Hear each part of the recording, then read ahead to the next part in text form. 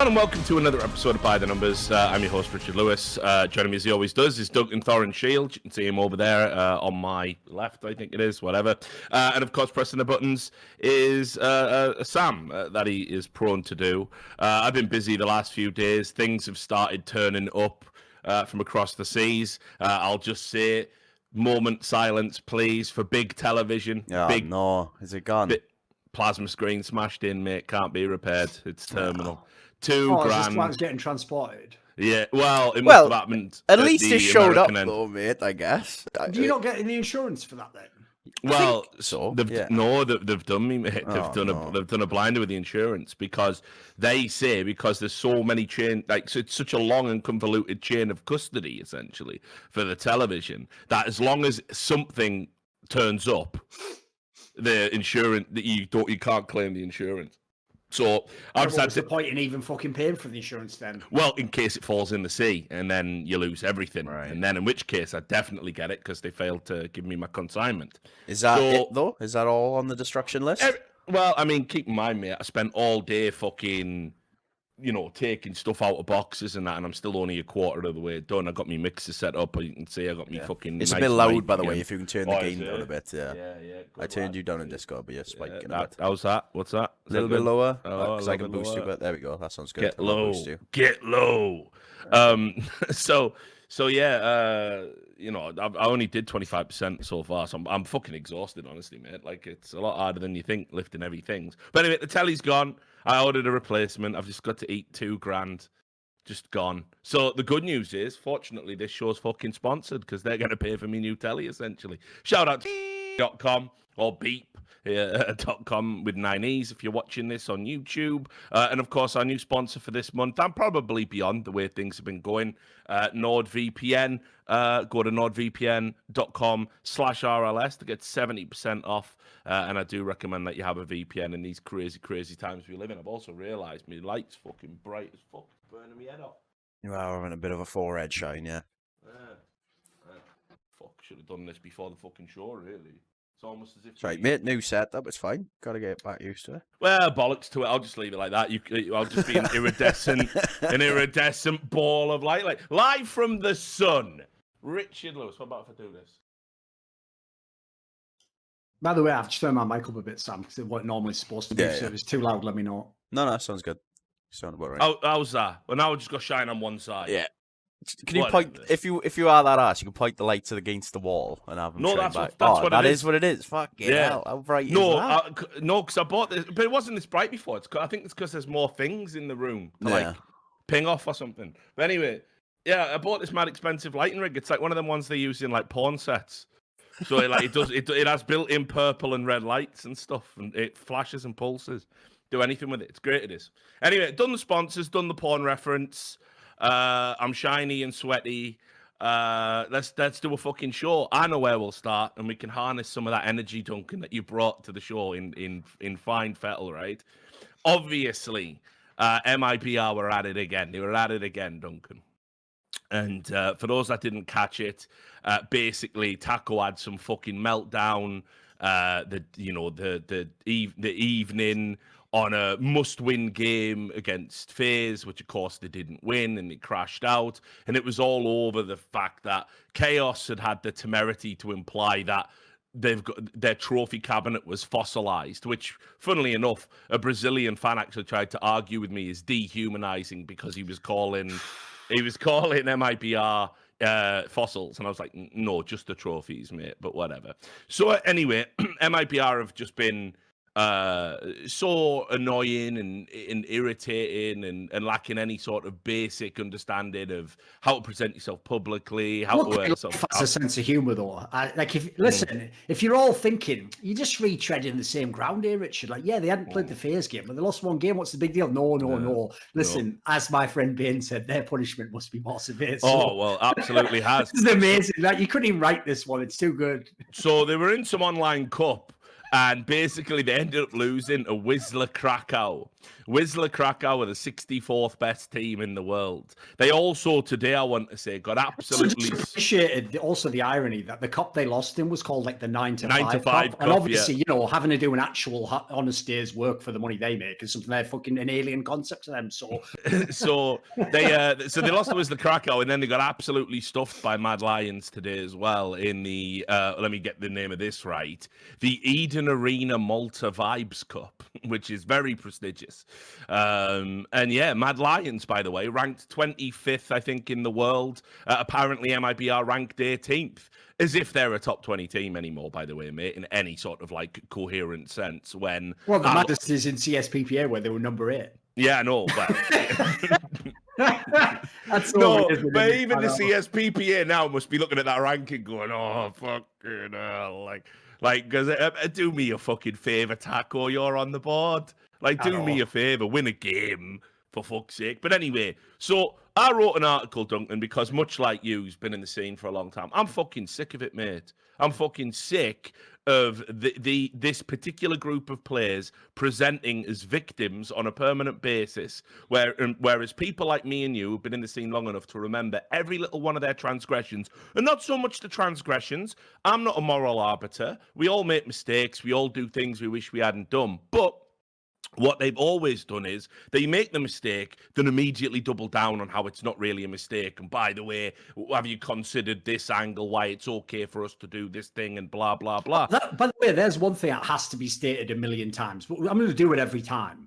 Stop fucking bringing stuff that has nothing to do with what you've done wrong up. Like, what is that? Like, when someone goes, wow, what you've just said is really homophobic, you go, yeah, but people like me get called racist things all the time. Like, what the fuck relevance would it have?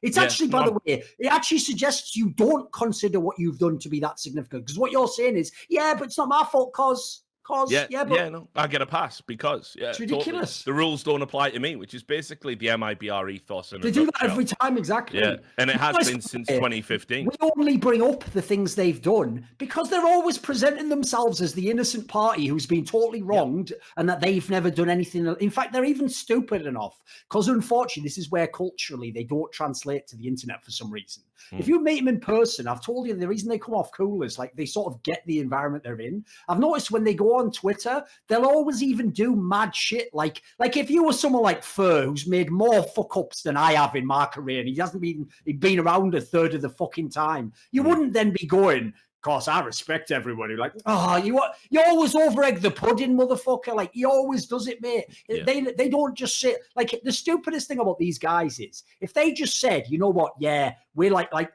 to fight dirty on Twitter, you know, when things go the other way, whatever, we like to banter, we like to trash talk. So, you know what, if you went that angle, which would make more sense with what they're trying to culturally project of like, I'm from the favelas, I've lived a half-life, so you know what, I'm not like you Americans. I don't have all this like buttoned up, like professional, this is just me, I'm raw. Basically how KNG tried to present himself when he first came along. I could almost respect that because it'd be a consistency, but they want to play both camps at once. They want to, on the one hand, be the person who's being persecuted, but on the other, also pretend they're virtuous when they engage in the same behavior. Yeah, and you know, when I sat down, right, because I was thinking like, oh, fucking hell, this article will be right up Duncan's alley. I wrote this article basically. I thought it's time to get it all written down in like a chronological history, right? Like, just so it's there for the record. Because one of the things I noticed when after the article came out, loads of people were going, well, oh, I'm new to CSGO. I didn't know that. I didn't know they did that. I didn't know they caused a big brouhaha at E-League. Yes. I didn't know they got caught cheating in 2017 at ESL1 Cologne and had the prize money docked. You know, people don't remember the long litany of sins, and I'm being 100% genuine when I say there is no other core of players that is even vaguely comparable. Oh, I've never seen anything like this. Yeah. This, right. The only thing I can think of that was even close was old school Na'Vi in 1.6 when they got caught like ghosting, kicking PCs, you know, just being cunts. But in general, that all took place over the period of a year when they were the undisputed #1 team in the world anyway. So, and nowhere near as many. Like the Wild West back then. Like, that's the other problem. If you put it in the context, the idea they're doing worse shit and in the modern day is outrageous. So anyway, when I started writing this article, I was like, right, I'll get this fucking banged out. I have a rough idea of what to say anyway. So I started going through, I got to fucking 5,000 words and I hadn't even done half of it. And I was like, there's just no way I can put all the... I legit can't fit it all in one piece. It was going to run to about 8,000 words. Now, DeSoto don't like it when I split my articles up into two, because one, it's sort of... The second part never gets as much traction as the first. That's just the nature of the internet. If you do like a YouTube series or anything, you'll notice part 1, 20 million views, you know, part 2, 1 million views. There's a huge drop-off in people's attention because once they get the premise, it's nourished that kind of thought process of the brain. But also as well, they have to pay me twice. So obviously they were like, can we condense it? I'm like, it's impossible to condense. It's absolutely impossible to condense all of their transgressions. So anyway, I put this out, and just going through it, man, the way it was received was very interesting, actually, because I thought it'll probably get me a lot of grief across the board. But what was interesting was, sure, there were a lot of Brazilians telling me to kill myself and the usual stuff if you ever, you know, analyze anything to do with Brazil. But there was so many just CS fans who were just like, yeah, you know what? Fuck these guys. I'm on board the Furia train. MIBR's a clown fiesta. And then people started linking me stuff I didn't even come across in my research. Like, there was one thread on HLTV that's been updated over the past 2 years, just called MIBR Excuses. And there was things on there I'd forgotten about. Someone sent me a link to that. And there was also there's stuff that I'm oblivious to because I'm not a native Portuguese speaker, so I don't watch their streams. Right, I don't watch their streams. They said some ridiculous shit on their streams. Oh, after that Furia game, mate, Fur went on his stream and was saying mad stuff about Furia. He's going to beat him up or something. Mate, there's a line there where he goes, "You take it up the arse, you've never been a man in your life." That's so insane. That's fun. Wait a minute. And that's on Twitch. If any Brazilian fan fucks with that, don't ever come to me about racism. I don't want to hear about bigotry from you. I don't want to hear it. It's unacceptable. No, it's completely unacceptable. And again, this is a guy who's already had like recent He's had a Twitch million bans. chances, mate. Come on. Yeah, and so I'm looking at this, and again, people are telling me, well, because I said, because I'm wondering whether or not to put this in the second part, right? Because obviously I haven't fully finished it yet, because there's always new stuff developing, and so I've got a friend who does Brazilian translation for me, and he's like just a regular guy, you know, understands why public figures can't be saying outrageous shit like that. And even he was a little bit like going, well, it's kind of it is sort of a phrase out here. And I'm going, yeah, but it's not a good phrase, is it, mate? It's a fucking homophobic phrase, isn't it, mate? You can see that, right? Like, you know what the implication is. And I'm going, so word for word, is it that? And he's going, yeah, pretty much, yeah. So, and so he went absolutely mental. He went absolutely mental. It was like a 30-minute tirade. I've got it. And it's like some of the vitriol he's spitting out there is insane, saying all this like mad stuff about how he's pissed off with Furia. And keep in mind, this is after they agreed to replay the round and MIBR won. The entitlement is so bonkers from these guys. And the reason why that pisses me off, Richard, is every single fan who tweeted at you and me, because they did it to all of us and Device, that we're supposed to, even though this is not what our social media is for. Our social media is supposed to exist as a permanent record of every act of racism ever done against Brazilians. But you know what, Richard? Just like MIBR suppressed the fucking story about Fur, the entire Brazilian CSGO scene has kept this story a fucking secret, even when they were watching on the stream, and then they've never told us about this when we're all coming forwards and putting our cards on the table. Fuck the entire Brazilian CSGO scene. I'll never be part of it. I don't want anything to do with anyone from it. I'll never go to your country. Well, this is a disgrace. Like, this behavior, you can't constantly have it both ways. It's got to be one or the other. I'll bring this up as well, because like I obviously do take instances of racism and that sort of thing very serious. And I would direct, if you're a Brazilian fan, I would direct your attention to a very popular Twitch streamer who has racist caricatures of Brazilians as his Twitch emotes. You might know his name. He's called Gaules. If you go and look at his list of Twitch emotes on his Twitch channel, he actually has the old school racist meme of the hue from online games. He literally has that racist caricature as an emote. This is an official Valve partner. You know, this is an official Valve partner, official partner of ESL, official Twitch stream partner. The world has absolutely gone mad in the sense that, like, I feel like, listen, you'll appreciate this reference. I feel like when all those scandals first hit the games journalism space, as in the more mainstream angle, because the insane thing wasn't that there were scandals. It's that they were the most partisan scandals you have ever seen. As in, if the person did the thing and he's on our side, we just refuse to acknowledge it forever. And they can have done stuff as insane, by the way, as like sexual harassment. But if they're on the other team, everything has to be outed, even the most minor joke and destroyed. Because what's pissing me off about this, right, is I think it's time all the fucking worms come out of the mud, as it were. Like, I'll tell you another thing, Richard. This is insane. Think about the amount of years of abuse I've taken from HLTV staff about how I'm a racist, and Nomad even saying that I encouraged and fostered that atmosphere on his website. By the way, I remember that quote, yeah. Have the fucking chronology on point with that. Like, they were doing that decades before, you daft cunt, right? Here's one of those things that comes across your path, and you just think, first of all, you think, do I have to be the one to publish this story as well? No one else will do it. But then you also just stop and think, wait a minute. This is public information and no one else cared. So I'll just tell you right now, I have no plans to do a story with it. But the only person who, as far as I knew at HLTV, that was actually cool among the ownership group was that guy, Martin Rosenchef, he's called on Twitter. Oh, don't worry. People have sent me loads of shit of him on the public Discord of fucking HLTV doing loads of racist jokes, mate. The jokes are fucking mental, mate. And this is on a public Discord. And do you want the kicker? They're not from 2010. They're not from 2008. They're from like this year, mate. This is recent shit. And again, right, everyone in this community who's calling me out and saying I should be fired and I'm a bigot and right, which one of these people are following this story up? Who actually cares about this? No one cares about it. It's already public. He's done it on a public Discord. Nobody cares, mate. They only use these causes to get rid of people they don't like. Nobody in CSGO cares about racism. Nobody cares about bigotry. No one in League of Legends cares about anti-LGBT behavior, because the second that the deal was reversed, they just go and work for him again. Nobody cares about any of these issues. Nobody.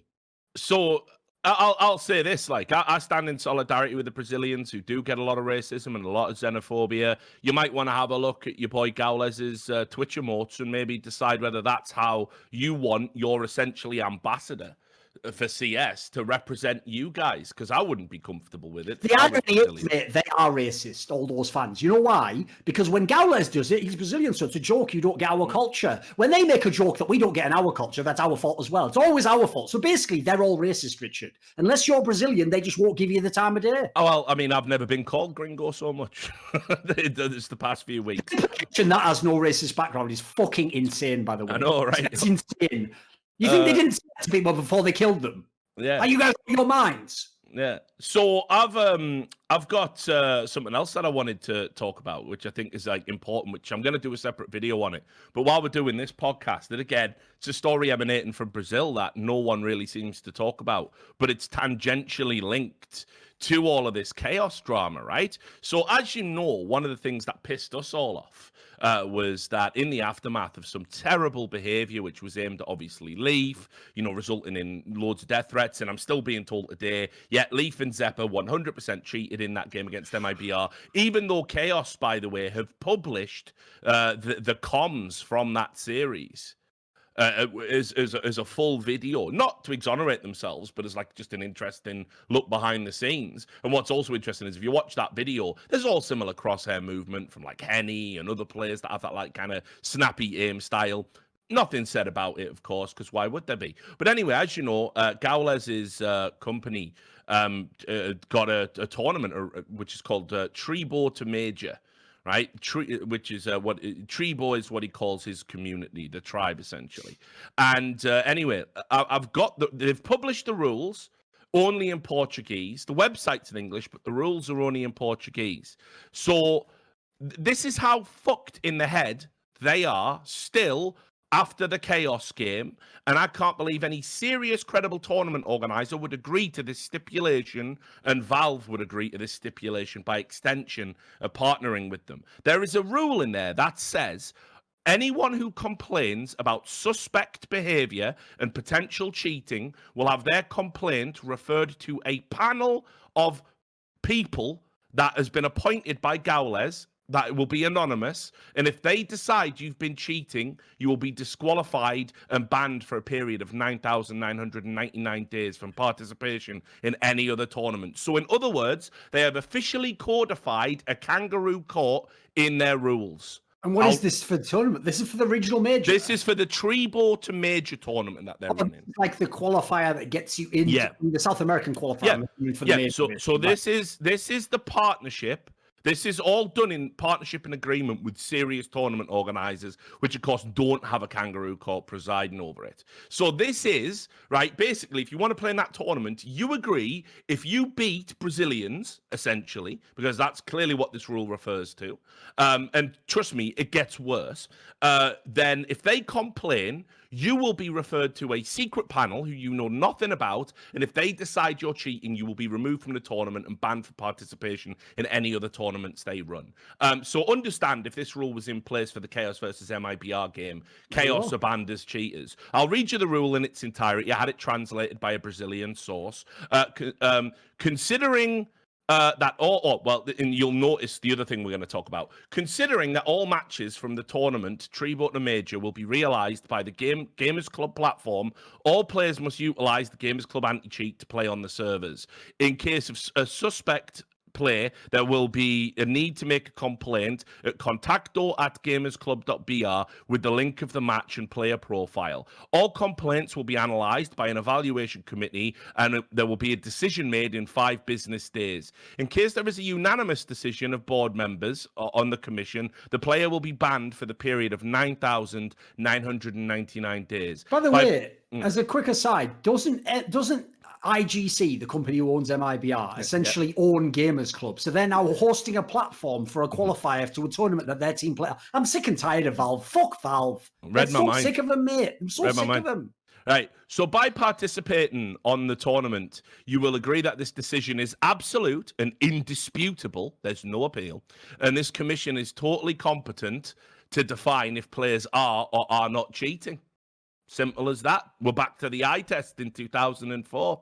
All accounts related with this player, cheater, or fraudster will be banned. All accounts created in the future by this player will be banned. Teams that have players banned by cheating or fraud will be automatically disqualified. So basically, in other words, what the kangaroo court that Gaules had on his stream during the Chaos game is essentially what will happen to you if you compete in this tournament and have a good game. But here's the other problem that Duncan has alluded to. The anti-cheat that they use was originally Gamers Club, a company owned by Fallen and then purchased by the Immortals Group, the parent company that own MIBR and employ Fallen.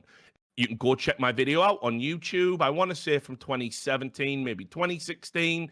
It was discovered to be basically doing what a lot of these anti-cheat software do, and injecting, malware effectively onto your PC for the purposes of spying on you, because your privacy doesn't matter, but, catching cheats in a video game does. And there were people complaining that chat logs had been taken, that someone even told me privately that admins could, access files on your PC. So it's like the ESEA one, basically. Basically, yeah. So let's just lay this out on the table. Valve, ESL, DreamHack, all these people are now partnered with someone who is running a tournament that says not only will you run an anti-cheat that is owned by the godfather of the Brazilian scene and the Immortals Group company, right, and you will run it and it has spyware on your PC, you will also agree that a shadowy cabal of fucking random people you don't know, who you have determined to be competent to say whether or not you're cheating, have the final say as to whether to disqualify you from the tournament should your results be a little bit fishy, with no appeal whatsoever. Why is anyone partnered with these people if this is what they want to do to CS? And like you say, mate, I am sick and tired of this kind of sermonizing about how we want to make CS a better place and we want to achieve better standards. And it's like, this is so retroactive. This is a bunch of people who this is literally like the level of corruption you get in some tiny little banana republic where everyone's just in on the scam. Because the ridiculous part about this is what this has actually taught me is, all those fans who say that me and you are irrelevant, what the fuck would Valve and ESL be letting people get away with if we didn't exist, mate? It would be that everything would be a conflict of interest. I reckon people will find out in a few years, mate. CS itself would just be one enormous conflict of interest with all the power players fucking all the people with no power. It'd be outrageous. Yeah.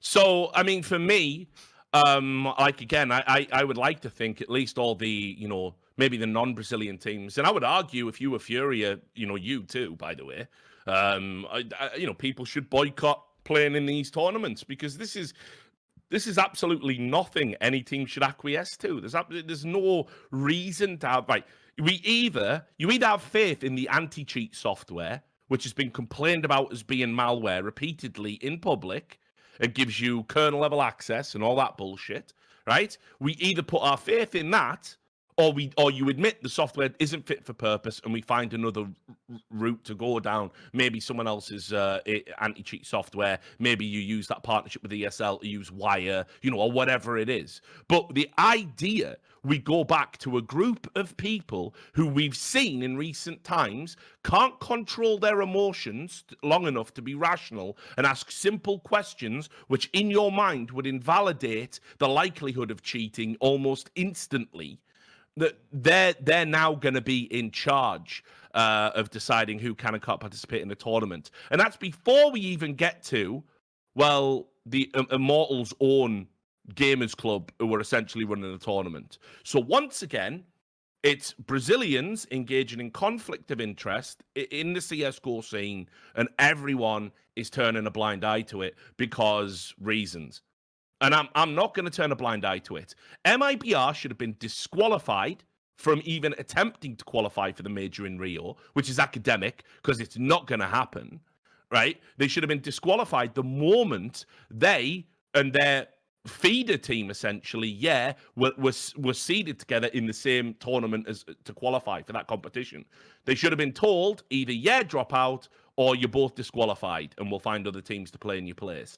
The fact that didn't happen is one of the greatest stains in history on Counter-Strike and competitive integrity in that space. And now we segue into something that's easily on a par with it.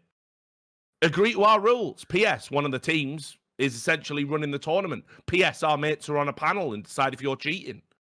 It is insane. If people are getting lost on this one, just picture this. Think about the villain of the last few years, Nicola Nyholm. And we all know he was trying to have his own league with Blast, and then he had his own teams, and eventually it was even intimated maybe only his teams would play in that league.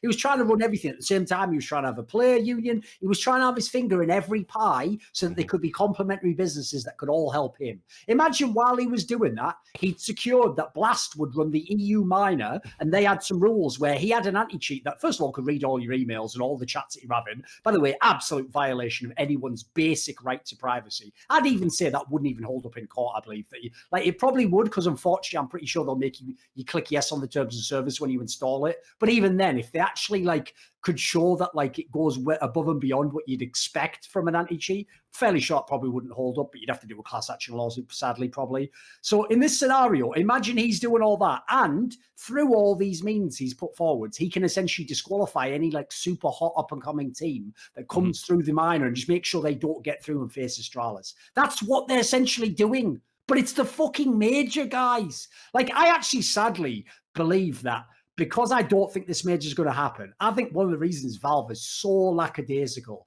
is they're just waiting until they have to officially just cancel it. But they're going to wait until the last minute. It's obvious. DK's PC of the day was bang on. The idea that we're about to start September and we're still pretending that there's no change and it's all just cool and it's going to happen is ridiculous. At a very minimum, they should at least address something along the lines of, in my opinion, you know what? I'll go ahead and say it since this is a sort of show where we make these pronouncements. In my opinion, it is utterly irresponsible for Valve to continue with the pretense or the conceit that the major will take place unless they do the following. State the following conditions that would have to be met for the major to be held in Brazil. If you can't do that, that implies to me you're going to wait until you literally on a legal basis, a logistic basis, have to actually cancel a venue. And then at that last minute, you're going to make what I would suggest, if you don't make those predictions, is essentially just a gut check feeling. As in, maybe you just wait till the last minute and go, you know what? It's not actually safe to have this event, but fuck it.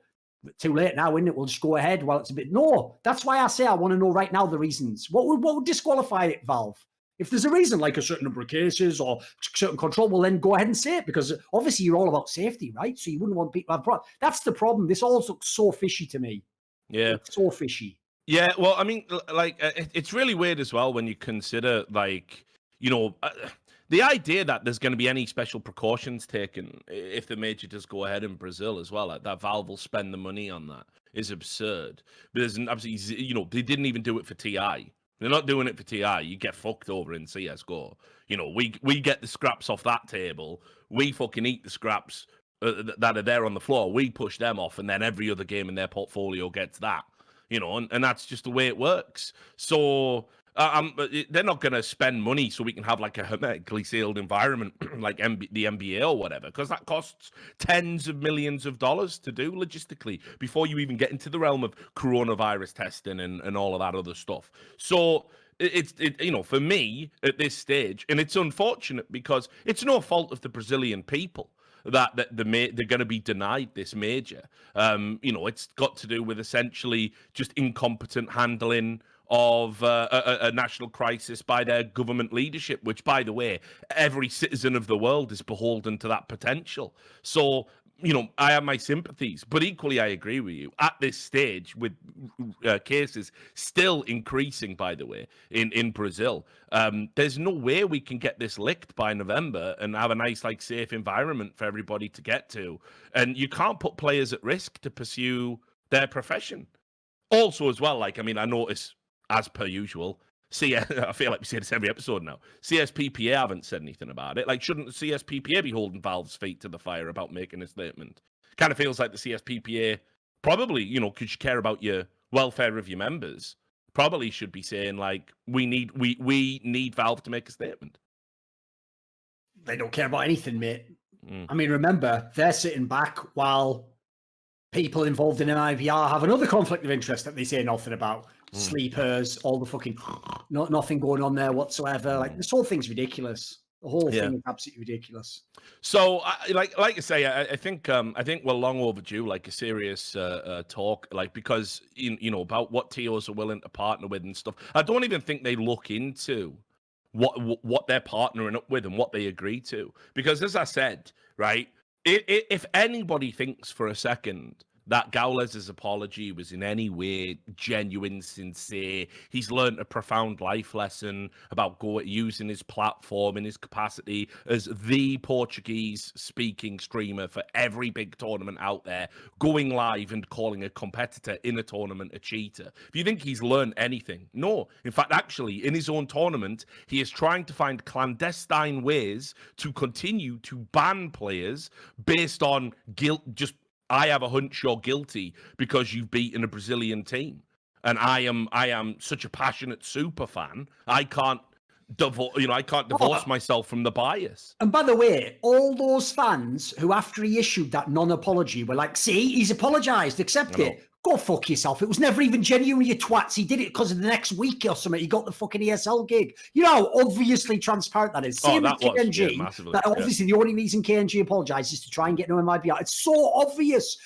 Are people not aware? I'm going to have to make the same point because no one gets it that I made before about people who did the fake virtue signaling. And then when someone actually said, well, you know, you're about to work with someone who literally murders people you said you support, they went like, I shouldn't have to say anything, though, should I? Like, in that scenario, I said that's twice as offensive, because it's not even just that you believe the opposite. It's that you were willing to parade as the virtuous side of that debate when you actually had no intention of living up to that. So the same thing.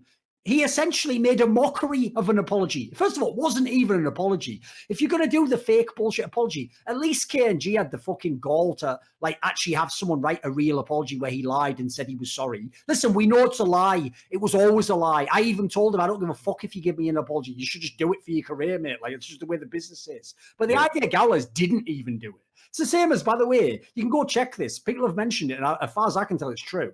To this day, I don't think Fallen has ever actually retracted the claim that Leaf cheats. To this day. No, he hasn't. As in, he is fully cognizant that we know he hasn't, and he wants you forever to think that he is certain that he knows that Leaf cheated. Someone like that, by the way, is in no position to ever be like any kind of role model figure in this community. not in whatsoever. So so I've given Sam this, right. The just the last point on this Tribotomajor tournament. So it's got 4 South American teams in it because it's a regional major ranking, right? So this is what I mean when I say it's officially partnered with Valve. You've got Boom in there, Isurus, Imperial, and Red Canids, 3 from Brazil, 1 from Argentina. But 512 teams are going to compete in the qualifier to sort of get the last 2 spots. Well, how do you think that's going to pan out if any of these teams beat any of the more established Brazilian teams along the way? Or this is an absurd thing to agree to. And keep in mind, moving forward, Gaules is going to clearly be doing more tournaments, is going to remain partnered with ESL, DreamHack, and all these other people, despite him thinking this is some sort of perfectly acceptable rule to have in place. Because obviously everyone wants to cheat against Brazilian people because we're all secretly biased in that, right? It's just a ridiculous thing. It's like it is not a professional standard to hold to have like kangaroo courts essentially be an official rule in your tournament. And I hope people that are going to continue to partner with him will take this into consideration before you partner again. Like, I'm all for him putting an interesting twist on a tournament, doing a slightly different format, throwing something interesting out there. When it comes to rules for disqualification, essentially opening the door to him being able to point at someone and go, "You're out, mate," and that's it. That's the only standard. That can't be allowed. We can't accept that into the norm. Not to mention the precedent it sets. Who else might want to have a piece of that in future? Who else might want to start doing that? And then as the scene gets divided up and you start seeing business ties between leagues, and because eventually all of that's coming back through shell companies and everything else. Well, who's to say then we don't end up in some mad fucking future where the Blast disqualify all the ESL associated teams, the ESL disqualify all the Blast associated teams, and you've just got some demented fucking turf war like going on for what are ostensibly meant to be open tournaments. Everyone's got their own ranking. They want theirs to be the best. Like, what the fuck are we doing? Like, it's so insane. The little shit we've allowed to creep into our scene. I feel like we knew better about this stuff in 2015, 2016. And people have just got fatigue because everyone's running fucking game. Everyone's trying to control the scene, get away with everything. And so people are just bored of it because it's just the norm. But yeah, nobody's even talked about this yet. Probably because it hasn't been published in English, to be fair. So it's just a little sneaky thing that they're trying to get through with. Anyway, we can leave all that. Part 2 of that article, by the way, will be out in the next day or 2. It's a bank holiday, so I'm going to fucking spend me time unpacking the rest of me shit, and then I'm going to get down and finish that off. There'll be about another 2,000 words, provided, of course, they all haven't gone mental and whatnot since then. By the way, here's a detail you might like to know, since it's relevant to the discussion about Valve and the major and the postponement. Because Valve, to this day, refuses to actually acknowledge that they're probably going to have to cancel this major, they also took another one of those regional major qualifiers, put it over the dates that Flashpoint 2 was going to be. And so now Flashpoint 2, just like the first Flashpoint, will not be able to have all of the factors that it should have had. So I'll have run 2 of these tournaments now, Richard, and never once actually run the tournament I wanted, while my name has to be on it. And if the major doesn't happen, just wait for that video if that doesn't happen. If the major doesn't happen, I'll probably just quit literally being involved in being a TO, and I'll blame it all on Valve.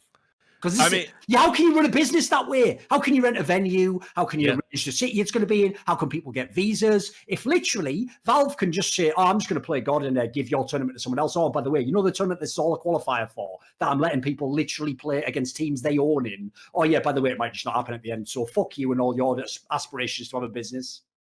I mean, realistically, when would they need to come out and let you know if there was? Now, mate, we've had to fucking move it all. So it is too late. They gave someone else a regional major spot that went over the top of our dates. They don't give a fuck, Richard. They literally Valve. This is the worst part about it. At this point in time, I think if they're not in cahoots with ESL, well, then ESL doesn't need to get in cahoots with them, because what more could they get from it? Yeah, MTG has gotten every one except one of the regional major ones. So what's the point? Yeah, it's fucking crazy. I'll have to get you and Monty back on to talk about that. When people fucking big up Jeff Bezos as some business genius. Mate, give me no sales tax and let me compete against everyone in the world with sales tax. See if I can win with that fucking head start. Like, are you guys so stupid? The rules have to be fair before you can consider the actual outcome of the competition indicative of how good the people competing are. What would the point in competing be if you know the game's rigged against you? Yeah. Like I say, I'll have to get you and Monty back on to talk about that nearer the time, because it does seem insane that like you've just got to kind of take that on the chin. I almost feel that wouldn't have happened again like a few years ago. I feel like Valve wouldn't even have made sort of a determination or moved the dates, or like, and especially for a tournament that might not happen. That's the most outrageous part. Yeah, well, of course, yeah. That's fucking bonkers. Right, let's get into transfer news. There's been a few movements. Obviously, we're not going to talk about ESL 1 Cologne until it's over. Final is underway now. I got it up on my second monitor, watching little Momo to see if he can get his first coaching victory under his belt against Evil Geniuses. But we're gonna delve into the world of signings, and then next episode we'll do obviously the ESL 1 Cologne special where we'll break that down in detail. But this was a move that we didn't get a chance to talk about last episode, even though it happened around about that time period. And that was, we'd known for a while that North were looking to bring Lekro in. I think it's the first non-Danish player to play for North. They haven't gone too far. No, they used to have, actually, Rubino was at the beginning. Oh, I think. yeah, you're right. Yeah, first line, I think Norwegian. He quit shortly after that, or maybe he quit when he just joined us. But whatever, just in case someone does the fucking reply guy. I like it. That's why you're in. That's why you're in, mate. So anyway, they brought Lekro in. Lekro was obviously available since he departed from NIP. Hampus came in over there. They brought Threat back as a coach. A lot of people said, don't like this move. Hampus is unproven. Threat's been in the team before. It's very regressive. And they've done incredibly well at ESL 1 Cologne, which, as I said, we'll talk about next time. But anyway, Lekro's gone to North. I can also confirm to you, by the way, that, you know what? If we were running those old end-of-year awards, Lekro would be one of my main candidates for Sneaky Cunt of the Year. Because if people don't know, he was basically all but signed to contact. Yeah, I heard that, yeah. And then basically, obviously doesn't understand the way negotiations work, just like waited and then was just like, actually, I now stop replying and just sign with the other team. It's like, and I'm not talking, by the way, like, oh, would you like to join us? Well, I'd be interested. I'm talking about like, we're literally like about to put the name on the paper essentially, and then just bails completely. That's how unprofessional these kids are. Remember, they want to be treated like adults and get all the protections and status and entitlements of being an adult professional. But whenever it's their end, this is one of the reasons why I'm so sick of dog shit like the CSBPA, is they don't even keep their own members in line. Their players are by definition, the most unprofessional people in the entire CSGO ecosystem, while being one of the only groups of people not losing money existing in the CSGO ecosystem. It's actually outrageous. Like, I expect a better standard from professional people. And I'll just add there, it was Mad Lions, right? Not Contact. Oh, yeah. Did I get that right? Let me think. Yeah. It was Mad Lions. I believe he was. I think. Oh, yeah, you're right. It was Mad Lions. He was going to join in. He was also in theory. Yeah, join Contact as well. Yeah. So yes, you're right. It was Mad Lions. Yeah. That was why they got innocent, and they had to get him last second. Essentially, yes. People don't understand that wasn't obviously on the top of the short list. No, definitely wasn't. No. But anyway, so he's joined North. Lekro was an IGL at one point in his career over at NIP. He won't be doing that here because he'll be playing alongside MSL. So North, as we've said repeatedly, they've been sort of one of the biggest failed projects, probably of kind of the modern era of CSGO, just based on how much they've spent, the billing they have, everything they've got in place with training facilities and everything. And when you look at the results they've churned out from big salaried players, it's been absolutely awful, as we've talked about many times on the show. Is Lekro the missing piece in this enigma that is North?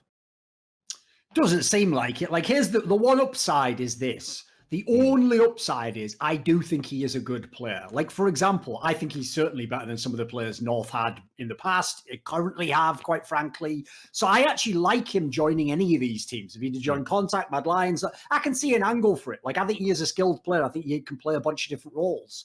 So I actually even like the angle, by the way, that maybe in North he can be like a secondary caller to MSL. Maybe he can contribute ideas that way, because MSL, his biggest flaw is he's a very stubborn individual. When he has his set way of doing things, he doesn't have a lot of variety. So I like that angle. The problem is every other aspect's a downside. Like now we have to speak English. He doesn't speak Danish with cultural elements. Like there's a lot of downsides to it as well, I think. I'll also add in as well, if you're North, the big problem with signing Lekro is it's like he isn't the game changer, is he? He's not going to be like a top 20 player in the world at the end of this year. So like it's not going to be the massive move that would change everything in your franchise. So that's the reason why I don't get it. Like for me, he's not good enough to make these concessions, essentially go away from. It's the same with Bad Lions. The idea in the most talent-rich scene in the world, you fucked up your negotiations so badly, you have to switch to English and bring in foreign talent. Like, that is stupid. That is so stupid. I mean, I'll also say the old adage that I got told many times by many Danish players down the years when I was out there covering that scene. They all said the same thing. They go, Swedes think they can speak Danish. So I don't know. I don't know if that's something like, you know, I've heard it enough times when Swedes come into Danish teams, they speak some like sort of fucked up pidgin version of Danish. So it might not be they have to go English. I don't know. Maybe he speaks enough of sort of that dialect to kind of muddle through in games, but we'll wait and see. But yeah, I sort of am inclined to agree with you. I think what's interesting is, yeah, Lekro is cerebral enough to have input. As you say, a mid-round caller, a secondary caller, maybe even give some tactical ideas for the playbook. All makes sense until you realise you're talking about MSL, a guy who's very set in his ways, very stubborn, and has a set way of playing the game and a set way of disseminating information to his players. I don't think Lekro's there for that. I think he's just simply another player. Now, we know Kjærby obviously has left and gone to FaZe, and it hasn't looked great, honestly. Certainly hasn't hit the ground running out there. But even with that said, I don't think Lekro is the same caliber player just in terms of pure potential that Kjærby has. I mean, Lekro's older than Kjærby for one, and has never really hit the heights, even at his peak when he surprised everybody in NIP when he went on a tear and, you know, was like the Deagle King for a few months and stuff like that. So I think this is just another decision in sort of a long line of bad decisions for North, where it's like, so underwhelming who they get when you look at the names, exactly. isn't it? Like I made that video where I pointed out all the names they missed, which is, by the way, a spoiler, like anyone good right now from Denmark who isn't in Astralis, they missed all them. But even worse than that, you look who they did recruit. Mate, they have recruited the most fucking like middle of the road, like Gade, Yogi when he's washed up. Like, what are these fucking signings? Like the thing I don't get as well is this. I'm not joking when I say this. If you're an org like North, if you just don't have the money, for real, it would really help you if that information got out there. If we knew it and we knew that you were actually at the level of the Copenhagen Flames, etc., we wouldn't judge you as harshly. But everyone still thinks, because it's just what we originally knew in the first place, in the same way as everyone knows, Astralis is a player-owned org. What does everyone know about North? Oh, FC Copenhagen, they play inside a soccer stadium. It's like, the problem is, if you hear that and then you see these signings, you really just think, right, whoever the GM is completely incompetent. No, totally. I mean, and it's not even that. Like, say, I think with a lot of these newer teams, you see, it starts way beyond even the GMs they appoint. They fuck up. The GMs fuck up because they're not fit to do the job in the first place, essentially, because the VC groups don't know who to employ. I remember I had this. Not a lot of people know that I had sort of very cursory interviews to go over to Optic to be a GM. Because I quite fancied that role when I knew maybe I didn't want to stick around E-League and get death threats from furries for the rest of my life. So, and unfortunately, you know, for whatever reason, it turns out I dodged a massive bullet there, because I think by the time I would have got over there, Hex would have probably, Hex would have already probably been out the door. It would have been a fucking nightmare. But, you know, I talked to the people over there that were essentially the money men from Infinite, and it was like they had some vague idea as to why they wanted me, but they didn't really know why. They didn't really know any of my credentials. They didn't know I'd managed teams before and run 4 Kings and stuff like that. They knew none of that. They knew none of that.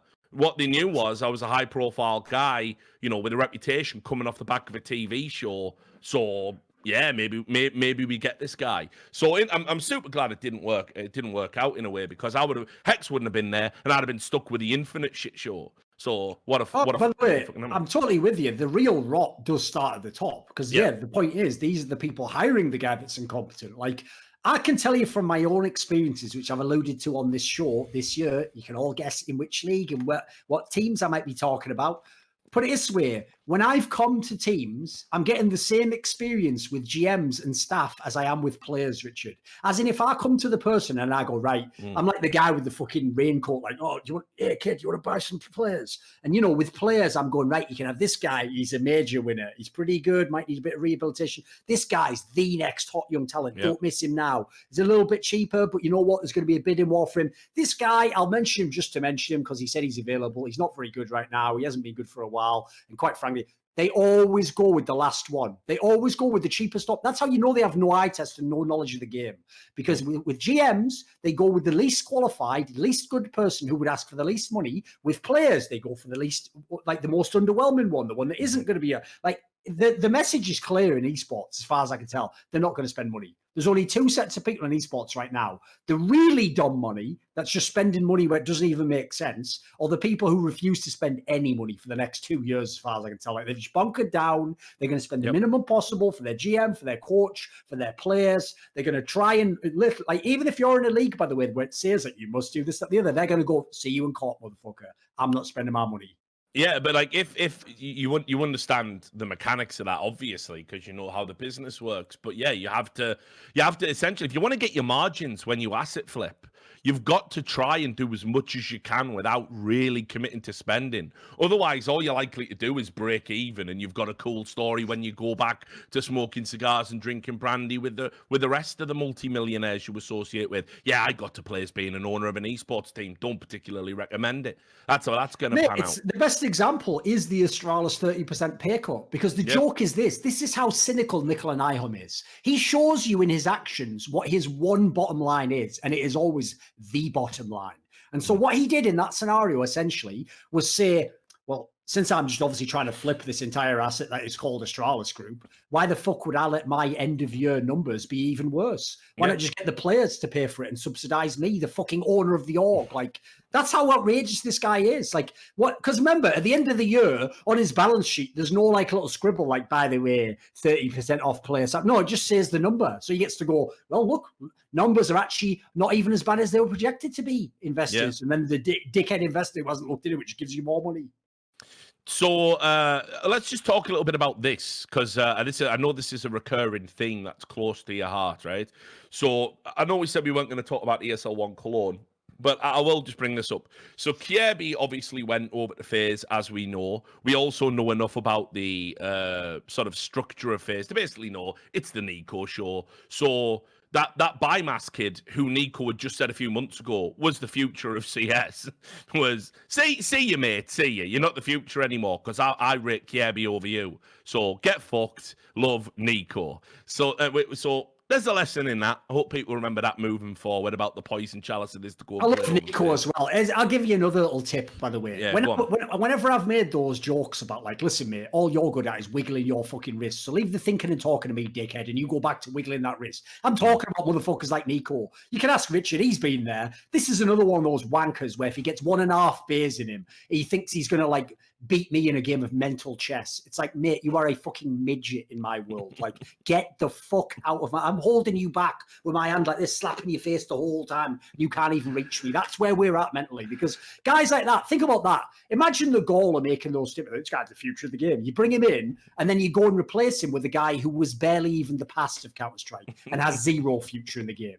Like, these people are outrageous. I'm so sick and tired of listening to players. And you know what? This story ties into another tangential thing that's tilted the fuck out of me. So the second these teams go out of the tournament, FaZe clan with Kjaerbye, fucking Astralis, they don't go, well, we're the dickheads who change our lineup every fucking week, so we should probably take it on the chin. No, it's all our fault. It's all the fault of the public. And you know what our fault is? Are you ready for our crime, guys? I want you to think about our crime that the FaZe and Astralis players are telling us. Our crime is expecting motherfuckers being paid 20k a month to actually have good teams. That we're the idiots, because we expect that. We should be thankful that they deign to take the 20k a month, be bad as teams, make stupid moves, tell us those moves are for our benefit and going to make a better product. And then when the product is infinitesimally shit no, infinitely shitter than the product. It's our fault again. We have to carry the can again. Like, I must have missed something, Richard. Did I not spend all year getting gaslit by Casper Fid that these roster moves were to build a stronger team and a more... But now I'm not supposed to judge them when they're in the actual fucking server. I'm going to go one further. You know what? Yeah. Even though they actually had a good run here at ESL1 Cologne, they still like at least made like a decent, like playoffs is good, you know, it's not bad. Yeah. But by all the rules that have been set up over the years for how we do invites for events, Australis should be getting quite low to the bottom of that list at this point in time. You can't go, but you know these 5 players that we don't even field now are the greatest team ever. Just didn't they stop playing like 4 months ago? No, but we should be invited to your event. No, you shouldn't. You actually shouldn't. You're now Virtus Pro. So if you don't want to be Virtus Pro, I have to see results in the server. Because remember, you're only supposed to get those invites based on like world ranking and stuff. It's not supposed to be on like, hypothetically, if you put all 5 in the server, what would they know? That is nonsense. That is not the metric anyone's ever used for invites to events. No, and we'll get on to Australis. But yeah, so the tweet that Nico put out about FaZe was basically that it was another one of those very similar to the device one. Yeah, it's a little crybaby tweet. Yeah. Enough with the hate on my team. I love that part. My team, mine, and Kiebi. We had 5 days of practice and we nearly won against the number 2 team in the world who's been boot camping over 2 weeks. Nico, don't just only have 5 days of practice, dickhead, if it's an important tournament. Did you not figure that out? It was as he was saying those words, as that shit tumbled out of your mouth, you might have had a look and go, just a load of shite, isn't it? Maybe I should fix things myself. No, it's everyone else's fault as usual. Tell you what, should we just delay the tournament next time, Nico, so you can have time to practice, you wanker? Give us time to work on our mistakes before judging. How much do you need? Another 6 months? Mate, they've already brought in like 4 players this year or something. I know it is crazy with FaZe, like how many roster changes they've made. Australis this year are literally the kid like, and starting now. No, wait, starting now. It's September, you daft cunt. What are you talking about? Guess what? This whole year counted. I don't know if you think like, but I didn't have I wasn't ready for that. Yeah, you're like the guy who goes to a Formula 1 race and then he goes, and the firing gun goes, and you don't start the engine. Well, that's your fault, isn't it? They don't stop the fucking race and bring them all back. And go, this lad didn't get his foot on the pedal. You're just lost. That's it. I mean, the crazy thing about it as well, like the guy that was carrying them at the ESL1 Cologne, again, we'll save it all for next week, but like it was Brokey. Like Kiebi was nowhere. He looked like a player that hadn't played in 3 months, if we're just being real about it. So this give us more time. Yeah, but like you do understand. I don't know why players don't grasp this concept. You do understand. Yeah, your fans obviously are going to be like, it'll be great if we're winning tournaments next year, in a few months, if this roster gels. But you do still have an obligation to deliver in the here and now. Your fans are still going to expect you to win here and now. No apologies for the performance, you noticed, by the way. Yeah. Could have just said as well, like, you know, Kievi hasn't played in 3 months, so he was a little bit off the pace. You know, we're looking at new ways to integrate him and support him moving forward. We know this wasn't good enough, but next time out, we'll show you what we can do. That's a completely different framing of the message. What players always do is, it's like you say, they're basically saying publicly, until we get our shit together, you can't criticize us. Yeah, it doesn't count. What is that mad standard? Like until everything we do is as good as it can be and optimal, which by the way, we have completely deluded feelings about. I know. Yeah, FaZe, Nico says you can't judge us until we're number 1 in the world, essentially. It's like, fucking hell, mate, come on. Oh, same with Australis. Australis wants you to believe that these players they've picked up are all Australis quality players because they're going to be the 10-man roster and anyone's going to be the IGL and they're all going to play all the different roles. But simultaneously, you're never allowed to comment on an Australis result, an official result, unless they have the original 5 playing. All these results don't count. And by the way, you know the dirtiest part of that is you're basically invalidating all the wins of your fucking opponents. But let's just ignore that, right? Yeah, I mean, completely. So I just thought that just tickled me because it's like, it's just that recurring issue again. It's the entitlement is just too much, isn't it? Yeah, totally. Because it's like... being arrogant, that's one thing, but entitlement is what I can't handle. You are entitled to fucking nothing in this world, Nico, except what your skill can actually do. So if you play awesome and you get a good job, great. But you know what? If your mate gets the same job on similar money and he's shit, he has to take the licks for that. He doesn't get to not get criticised because you're in his team. You're not fucking King Canute, you know, sending back the waves. Sort of ridiculous narcissism is this? But it's again, it's sort of in line, isn't it, with like, you know, the MIBR stuff, where it's like, listen, we know we're playing at a sub top 20 you know, team in the world level right now, while being paid a salary that would squarely rank us probably in the top 5 teams in the world, and it's getting worse. And I've told you, I get so triggered by FaZe Clan, because since they had the ultimate CS:GO royalty, like think of the players that were going bad in their team, Guardian, Olaf. You can't ever talk about these players, mate. Remember, this is an area where people don't realize the value I bring to analyst desks, mate. Without me, I think Sponge is the only one would call them out. Everyone else would be telling you today in 2020, Forest's like borderline top 10 player in the world, you know, fucking got to respect Dignitas, haven't they? You know, they're legends of the game. Like they think it's wrestling, but they don't get it. The angles only work in wrestling because you can literally manipulate the results, you morons. This is like people going, Ric Flair, I think he's going to win WrestleMania, but then he is just an old man. It's a real fight. He gets mauled and you have to keep going, but he's a legend. So he's getting mauled, you fucking idiot. He's like 85 years old. So the stupid thing is, like, I'm sick and tired of these players, like, never ever getting proper criticism and just living out on old reputations from years ago. Why is Ric Flair getting mauled, the poor old man? Like, just quit. Because that's what would happen in a real fight, isn't it? Him and Steiner, yeah. The dream. Street fight. Anyway, so that just tickled me. Next story, next roster move. Hang on, sorry, I got it queued up here. Was Woxic was the big story. And this sort of came out of left field, although I think we've known for a while something was fucked up with mouse sports. You know, they were performing terribly in the online era. I mean, a lot happened, right? So first of all, they done the classic Karrigan thing of sort of, you know, getting to the peak of the mountain. You know, they've scaled the summit. They're up there, you know, one of the best teams in the world again. Karrigan's done it again. But we know from past experiences that obviously is when things start to decline. It's like, I've never understood how it happens. That should be the time where all of the players bought into Karrigan's system and let's sustain it. Let's see how long we can go. But in general, he gets them up there and then the players are like, well, thanks for getting us up here, but we're going straight back down. And Karrigan's like, don't you want to see the view? He's like, nah, we're all right. We're all just going to start playing shite now. Sorry, mate. And then we're going to kick you in 3 months and blame you.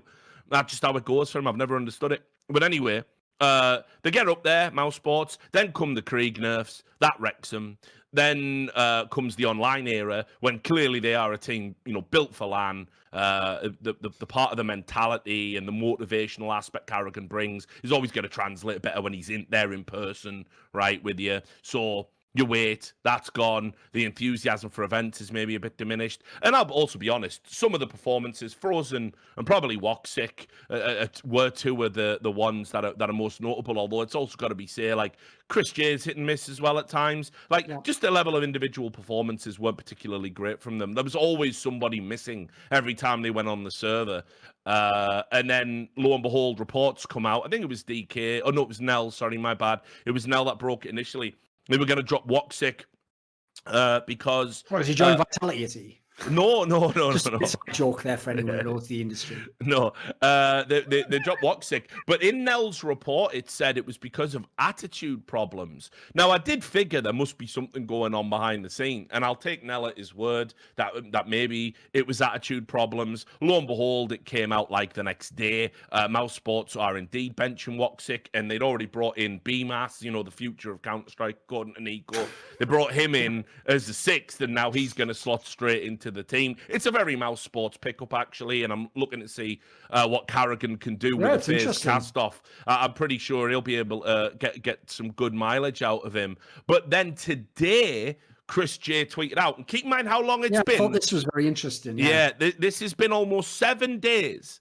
Chris J came out today and tweeted saying, oh yeah, all that stuff about Woxic being toxic, not true. One of the best teammates I've ever had. And I'm like, why didn't you all say that 7 fucking days ago, by the way? Like, I mean, if the report is inaccurate, come out and stomp it down now. What's happened in the interim period? And why is Chris J saying it and not the org, not Karrigan?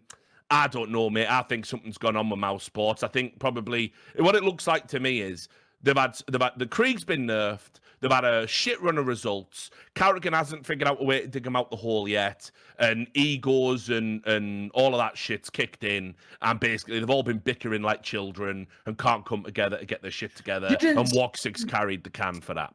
Didn't someone imply, like, you're reading chat, so you can confirm this, because I'm sure they will know this. Oh, I still try not to do it, but I'll have a look. Let's have a look at chat. Wasn't it implied by someone that something happened, like when they were all going to boot camp for this most recent event? It might have been DreamHack or whatever. I can't remember which one it was, DreamHack or ESL. But when they were going to boot camp, I think people said that, like, Woxic had some sort of travel issue where he couldn't get to wherever they were boot camping, and, like, he was just online and the rest were in one location. Can anyone confirm that? Does anyone hear some? Am I making that up? I don't know. There was definitely a tournament he had a visa issue because Turkey was, but I thought that was for just the US. I could be. I'm sure I heard something along those lines, which made me wonder if, like, he'd fucked up a flight or something, and then you do badly in the tournament. And I'm sure, remember, your angle is like, well, after the prayer break, lads, we'll have the boot camp, we'll get all our shit straight. So, like, I'm not making that the whole reason, but if that indeed happened, that's an interesting detail. Because one thing I thought was very interesting is I always look, even though when you communicate, it's about the sentiment generally, you're trying to communicate a feeling, a thought, still the wording you use can be very interesting. So I thought this was the interesting part about Chris J's tweet, where when he put this, first of all, he goes, sad to see things out of our control led to this. Yeah. Excuse me, what? Like, that sounds, by the way, like management just did it or something, like, or like I'm saying, maybe this visa issue just was his last chance and broke his back. But here's the interesting part.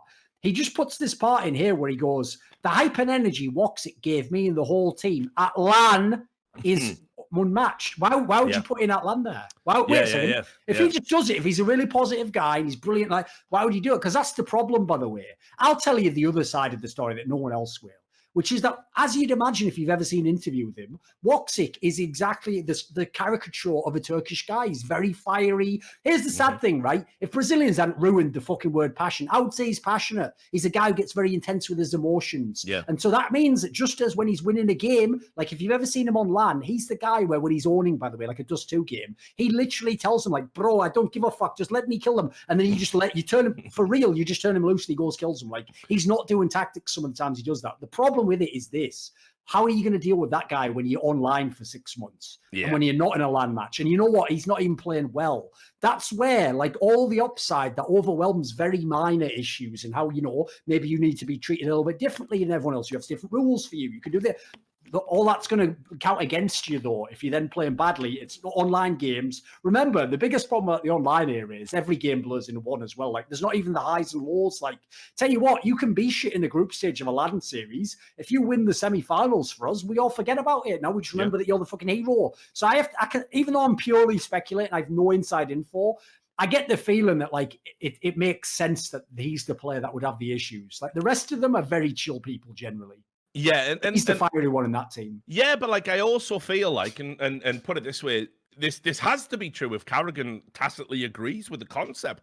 You need a fucking fiery guy out there, especially at LANs. Especially at LANs. Let me tell you, some of the things that people don't consider about why LAN play is different compared to online. Because when you're at home playing in your setup, you got your feet up on your little raised thing under your table. You're in your fucking, you've got your shorts and shreddies on underneath. The boxers with the hot rock burns from the spliff in there, and no one could see him. You got to wear your jersey though for the webcam and your sponsors and all that bullshit. You sat at home, you probably live with your parents still, don't you? You save up all that money and you go, Mum, bring up my tendies in about 3 hours. Yeah, will you? Sure, I'll give you a cup of milky tea as well, right? And when you're at LAN, all of that goes away. And not only does it go away, half the time you might be bunking with a player because you're all trying to save a little bit of money, or a TO's trying to save a bit of money. Maybe the CSPPA has insisted you get individual rooms. Great. You're still in a hotel with other punters. You can't control that environment. Fallen used to complain about it all the time in E-League.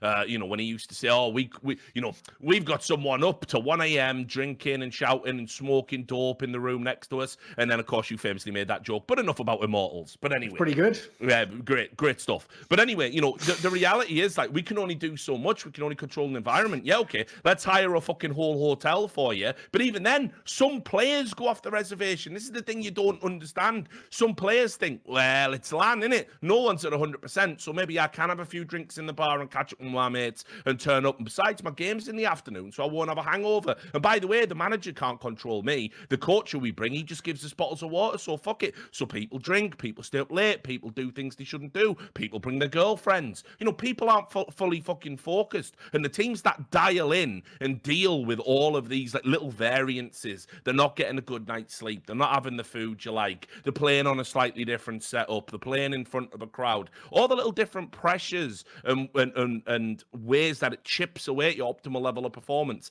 The teams that mitigate that will always be completely different to how they look online. And the ones who are good online, and especially the ones without LAN experience, very rarely does that translate to the LAN environment. You know, think, for example, Big, Sprout, you know, doing well in ESL 1 Cologne. This could only happen in the online era for these reasons I'm talking about. Now, why are Mouse Sports great at LAN? Because Carrigan is like the fucking dad.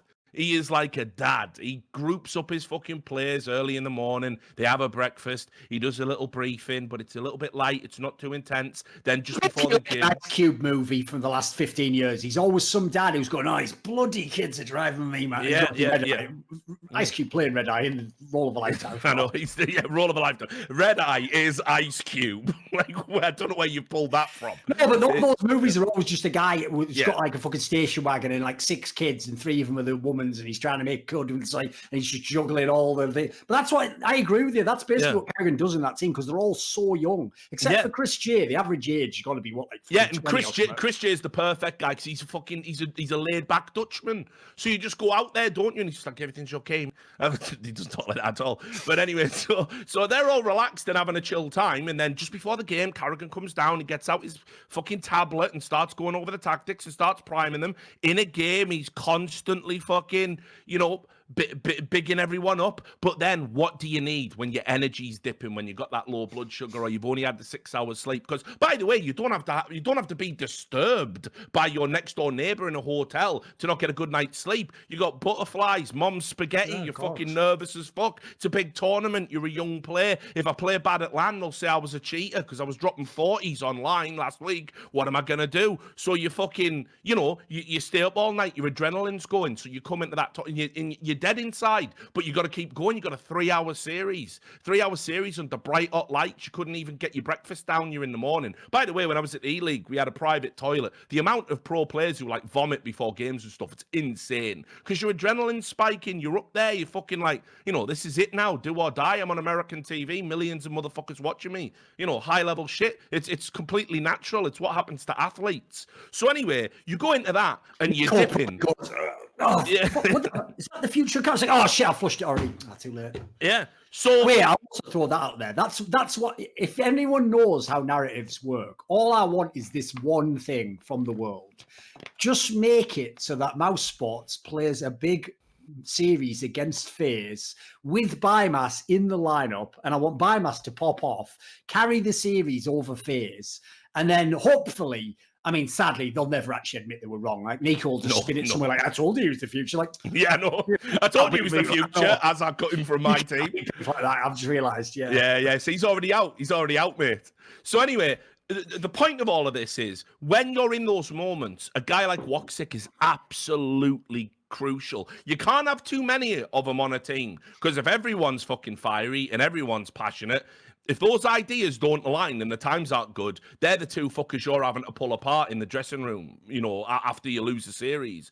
But in those moments when you just need a lift and they're talented enough to pull off an absolutely, you know, moment of individual brilliance, which Woxic absolutely is, and he just stands up and goes, just fuck it, you're all sucking my dick today, boys, boom, and he's just banging people's heads off. You need that to get through those competitive games, like someone who shows you, I'm not going to lose today, I'm going to drag you through this. Get on my fucking back like Yoda and let's go win a trophy. Now, I think when you drop Woxic from this team, unfortunately now, it's too chill.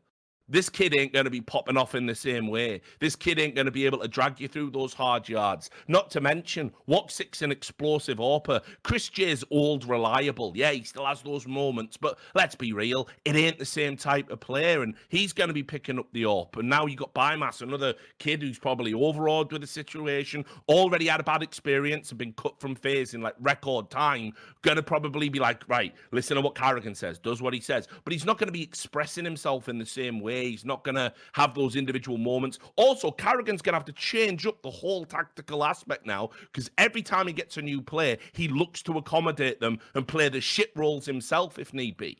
And he's done that historically in every team he's ever been in, and says he does that. Go check out the interview on the channel I did with him. So I don't like this for Mouse Sports. I think they've jumped the gun. I don't think you need to make changes in the online era. Yeah, your drop-off has been insane. Yeah, maybe there is stuff going on behind the scenes, but let's be fucking real. Does any of this matter? Like, when we get to next year and COVID's hopefully not a fucking factor if countries get their shit together, right, and we start going to lands again, is anyone going to talk about the online era and everything that happened in the online era and where you were in the online era? Like, fucking Astralis aren't even in the top 10 right now. How long do you think that's going to be true for? Big are the world #1 team, according to the HLTV rankings.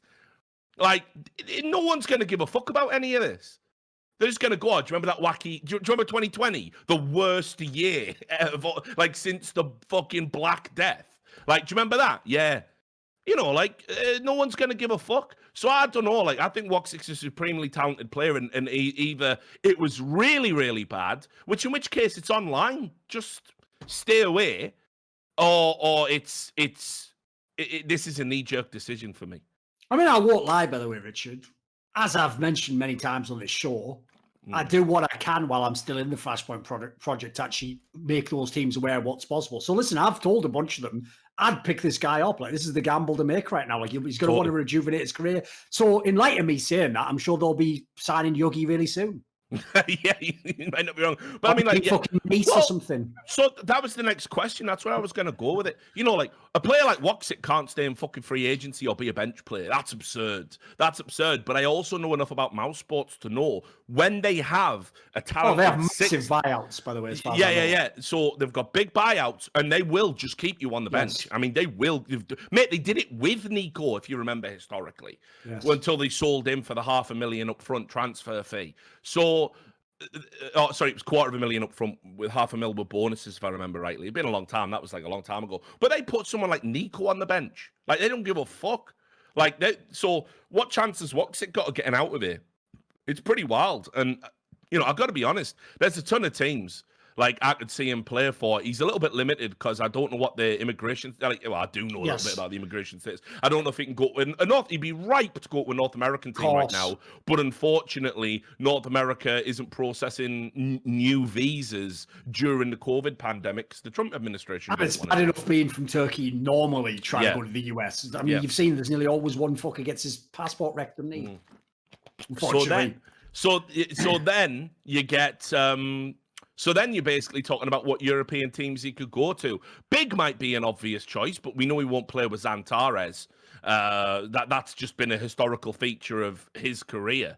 Also, if you're big, why would you make a play change right now? Yeah, well, I mean, because eventually you are coming back to LAN, aren't you? But whatever. Don't believe that, though. Like, listen, here's one of the saddest things, Richard. I know you fuck with Big because God B and he's a cool guy. Of course, yeah, I do, yeah. I always will. Absolutely real, Richard. The people who are the management and everyone else in Big can go fuck themselves. Like, the way they behaved when they had their one fluke run was fucking disgraceful, mate. They behaved like I was wrong about everything in CS history. And you know what? This is the saddest thing of all. When they tried to shit talk me, like everything, I was like, right, okay, let's play the game then. So then when they bombed all those tournaments afterwards and couldn't even win like CS Summit with like shit teams, they then just started doing that thing of like, oh, why are you just picking on us though? It's like, well, you wanted to shit talk me when you were winning. So am I never allowed to win in this equation? Like, it's only you getting, like, I fuck hogs at that. So as a result, by the way, I know for sure they are one of those utterly delusional orgs that think that they are just the #1 team in all of World Counter-Strike. And it's nothing to do with online. And that they've got all the best players. And they're probably even borderline racist to think because they're German, they're the best or some stupid shit like that. Like,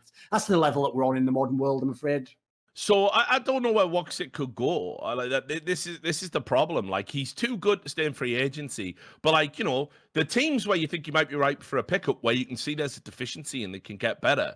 Well, let's say OG, for example, had some disappointing results. It'll be a banging pickup, right? Yeah, but then you've got to drop Mantu. So yeah, that's part of the problem. Yeah, that's so also how are you doing that?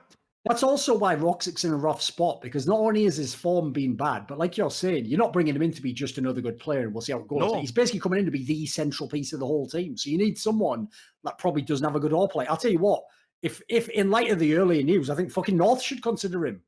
Yeah, I mean, not? Yeah, I mean, that'd be interesting. Like you say, it'd be nice if MSL could have, like, you know, a good Orper in his team or whatever at some point. But yeah, it's a real tough one. When you look at the lay of the land, like, unless he takes a massive step down, there's not really an obvious team you can slot him into easily and hit the ground running. Now, I'll just say this, because I've obviously known Nathan a long time. Like, maybe there is a world where OG decide to, like, listen, MBK, mate, come on.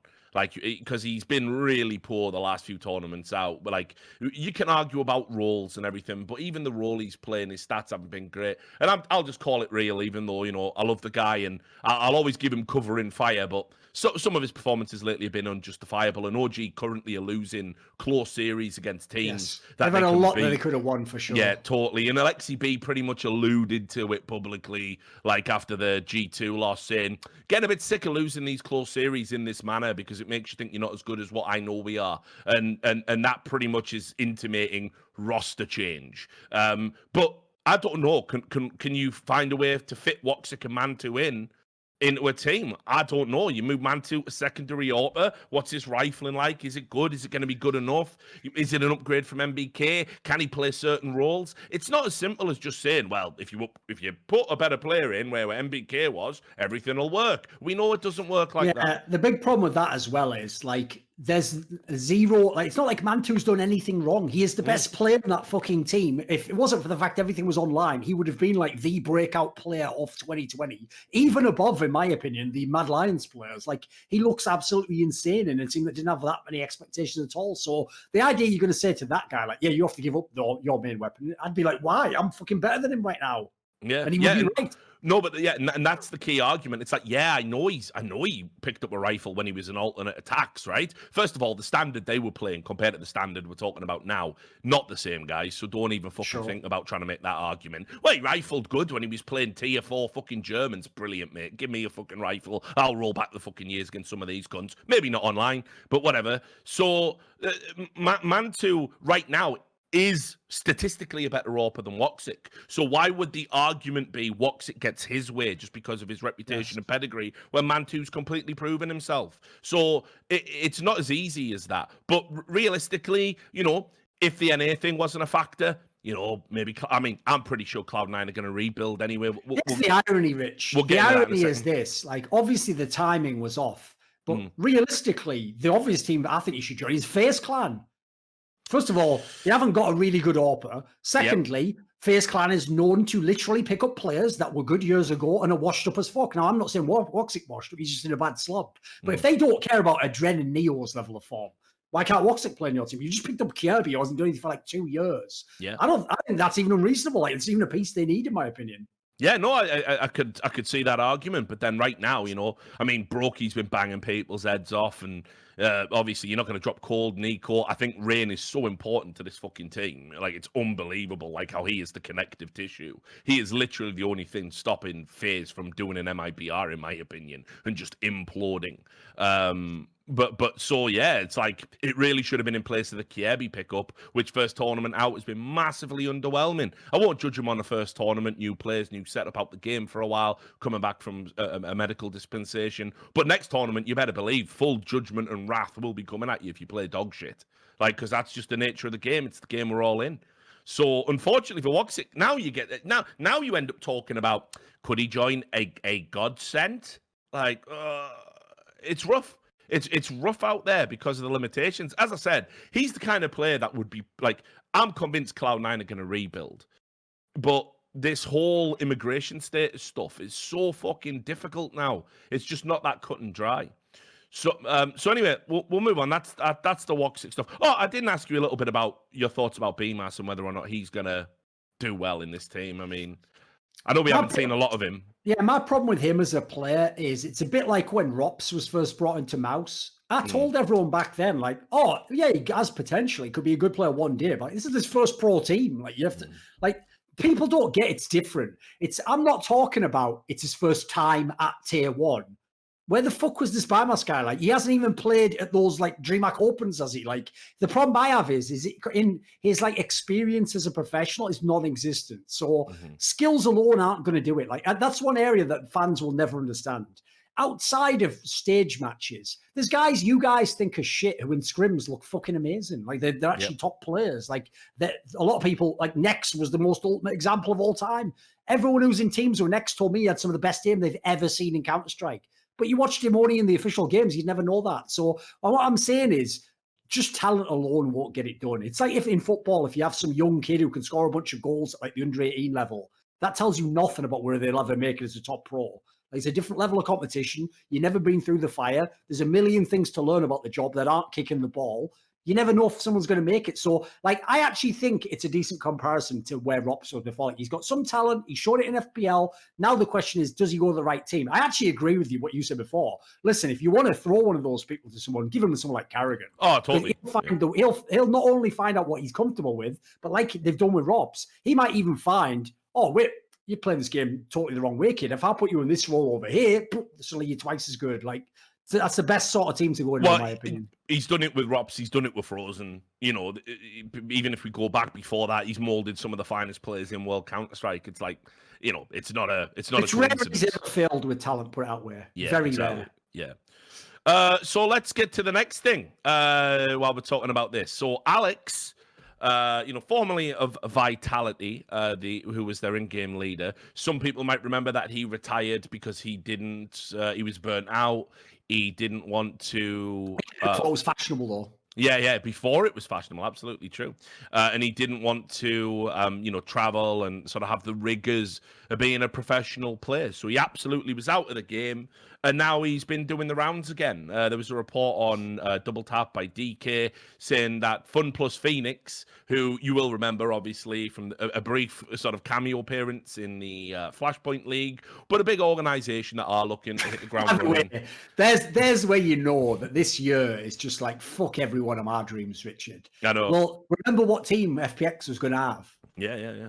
Yeah, the team that's just literally setting the world on fire right now. Heroic. Yeah, of course. So, whatever. Just by the by. Just one of those funny things, isn't it? Yeah. Well, look, like, mate, 2020 is fuck everyone's dreams. So don't think it's just you, mate. Don't think it's just you. The simulation is just, it's become malevolent. That's all it is, mate. So anyway, FunPlus Phoenix have been looking for a team for a while. They've been having a sniff. I've heard some, pretty credible rumors about them, maybe talking to some Danish players, let's put it that way. And also, Alex now might be a player they're looking to bring in as an in-game leader. But I also heard a rumor that maybe Cloud9 were talking about him and having him come in and do a rebuild. Don't know if that's true or not. I haven't verified it, or I would have reported it. But, there's a lot of people out there that want to bring Alex back, and apparently Alex is open to it, despite being wink retired. Which, by the way, I'll be ribbing you about until the end of time, because if you retire because you don't want to do the rigors of being an in-game leader and a professional CS player in an established team in Europe, and now all of a sudden you're going to build a team infinitely more stressful just a few months later. Yeah, exactly. Like, listen, so you think you can just work your way up, finally get a bit of success, announce you retire, and then say you want a better job? Who the fuck are you, Vince? What a cunt. You're a cunt. You're a cunt. You are a cunt. That cheered me up a bit, actually. Oh, good. There you go.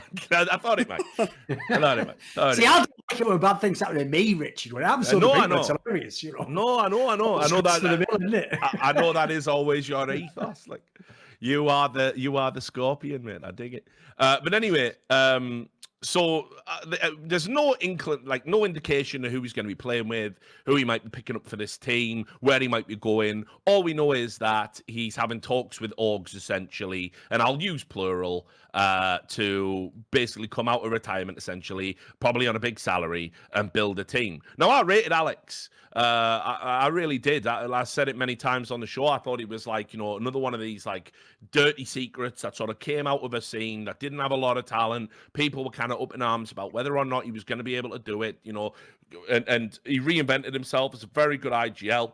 And when Vitality had their first run at success, and I think eventually got to number 1 in the rankings, if I remember rightly, at the end of last year. Did it never hit the number 1 spot, not even for a week or something? No. Right, okay. Well, even so, hell of a run. And, he was integral in that. And then that's why his retirement was a little bit perplexing. It looked like something else had gone on there. I still don't buy the official version. And he must feel a right cunt if it was true, because then we segued into COVID, where you didn't have to travel at all. So, whatever. But what are your thoughts here about him coming out and building a team? Is this just a new, kind of juvenile organization, not really knowing the lay of the land and throwing money at a big name? Or is this a really, really good shout and somebody that deserves to come back and get the chance to basically pull the strings on a prominent roster? The trouble is, in my opinion, even though if we're talking just pound for pound, the responsibilities you have to do and that essentially having to be the theme of the team, I do think in-game leader is technically the most important role in the game, because the difference in terms of play between Nico and Simple is way less than Carrigan and Snappy or something like that. In those particular scenarios, you can get another super banger player, even if it's Nico, I have to replace with Simple or something like that, right? The problem is IGL, there are very limited ones. They don't tend to be available very often. They tend to be the person who remains in the team because they usually decide the team. And so usually they're not even available. You can potentially buy Device. I don't know if you can buy Glaive, something like that. They're smart enough to not let these people go. So on the one hand, it is very rare that someone like Alex is available. It's like when Alexi B was available. It's so unusual. Someone who's one of the best teams in the world gives away one of their key pieces. But the problem is this. If you're building a team from scratch, you don't have a core at all that you're adding pieces. You're starting from the ground up. Unfortunately, you always want it to be the superstar name that is the first name. That's the difference. I can start a team with nobody, but my first player's Nico or Simple, or even Woxic, and I have got a way better chance of getting good players to come than if I start with Glaive.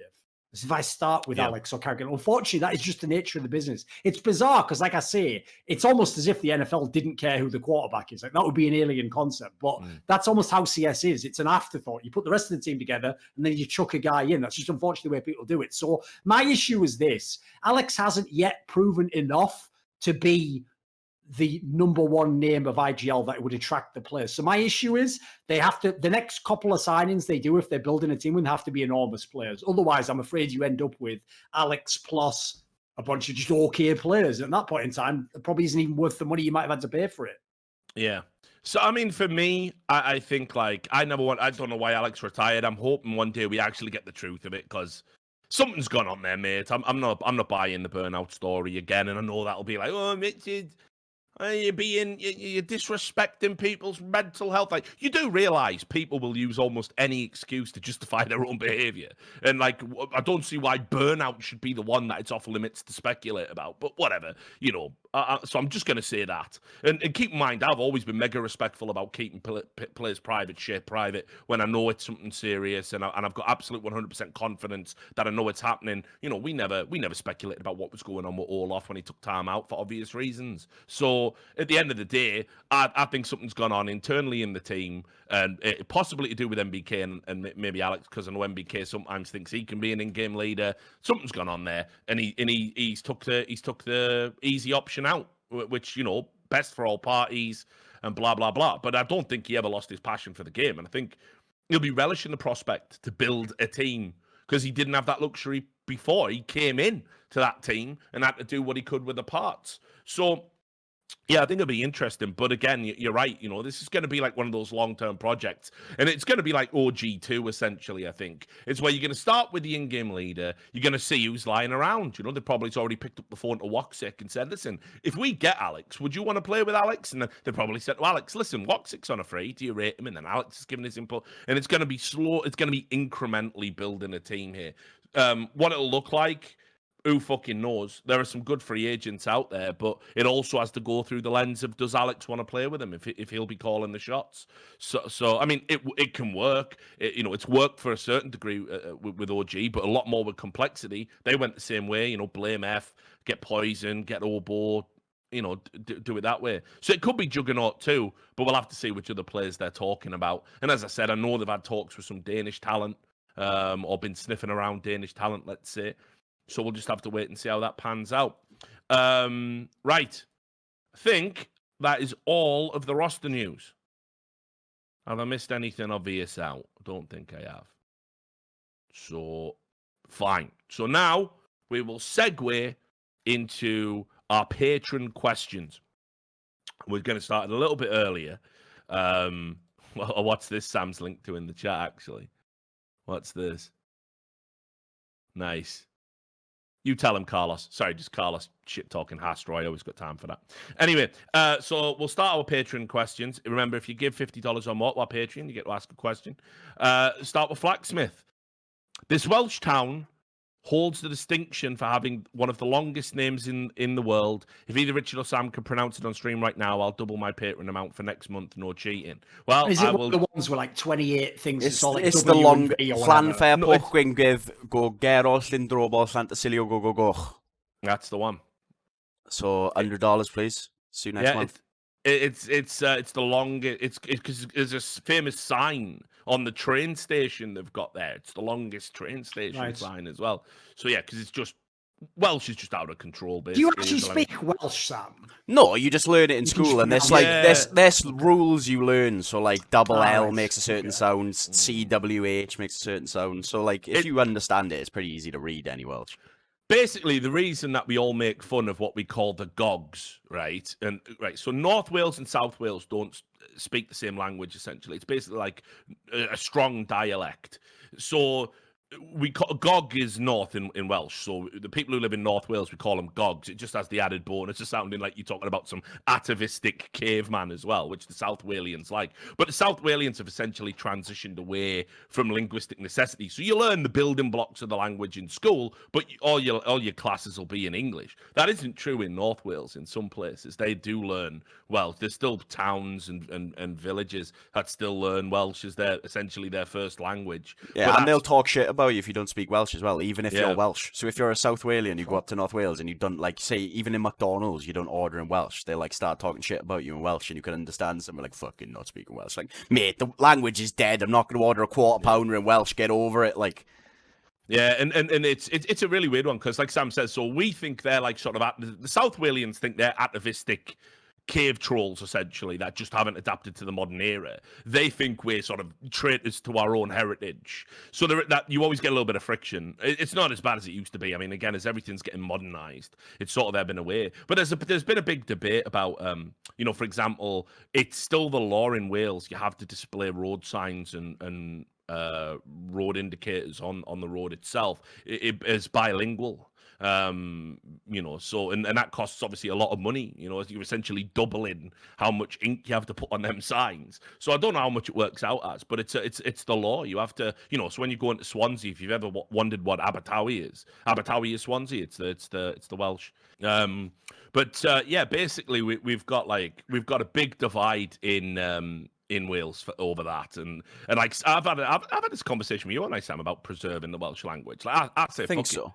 I don't know. I like the idea of preserving it, but you shouldn't be forcing it in everyday use. Like, I like the idea of teaching in school Welsh and, like, here's where it comes from. Here's the basic rules if you ever need to read it. But I ain't ordering a McDonald's in Welsh. I ain't going to have a conversation with you, Welsh. Grow the fuck up, mate. Like, it's 2020. We lost that fight of keeping the language. Let's just let it go. It was a while ago as well. That it was recent, was it? there is a history here to it, right? Why some people think it's important to preserve it, because you go back to medieval British times. So first of all, if you wanted to get baptized, you had to take on anglicized names, or they wouldn't let you be baptized if you were Welsh in a church. So that's why Welsh Catholics sort of considered historically an oppressed group, but also on top of that, you had even you're not even talking 100 years ago, probably, like in the same way they used to cane you if you fucking if you wrote in your left hand because it's the devil's hand. If you were a Welsh kid and some of these more anglicised areas of Wales and you were speaking Welsh, they'd give you a tuning, and it was considered a conspiratorial language for a long, long period of time. If you were caught speaking Welsh in an English town, it's where you get all these memes about in Nottingham they can kill a Welshman with a longbow after midnight or something like ancient bylaw. It's because essentially,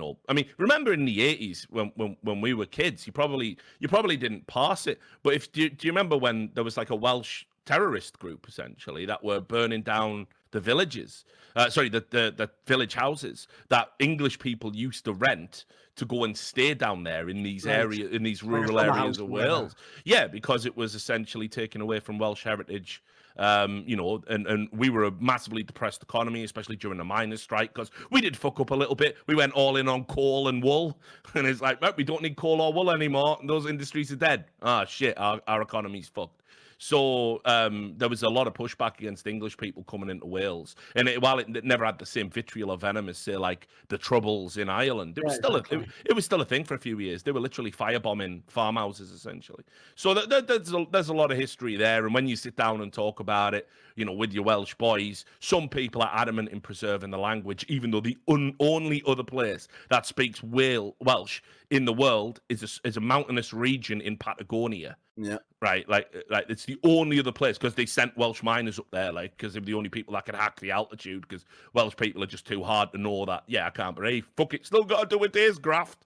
Still got to get down them pits. So that's just how they were living. So it's not a very practical language to learn. It's like a Cornish or a Gaelic essentially. It's like I can appreciate the history and the heritage of it, but it's a little bit hypocritical when we don't teach the Mabinogion in school. We don't teach Welsh history in school. We don't teach Welsh, like any of the, if people don't know what the Mabinogion is, it's like Welsh mythology. We don't teach any of that. We don't people don't know about the Welsh empires essentially that used to exist. No one knows. So whatever. Why are we preserving the language and spending tens of millions of pounds every year just to stick it on a road sign? But yeah, they never talk about our stuff, the Welsh. We like, again, that's why there's a massive chip on the shoulder. If you ever wonder where the whole Welsh English thing comes from, it's all steeped in this like ridiculous history. It's just, for me, it's like, it's medieval, mate, so I don't really care.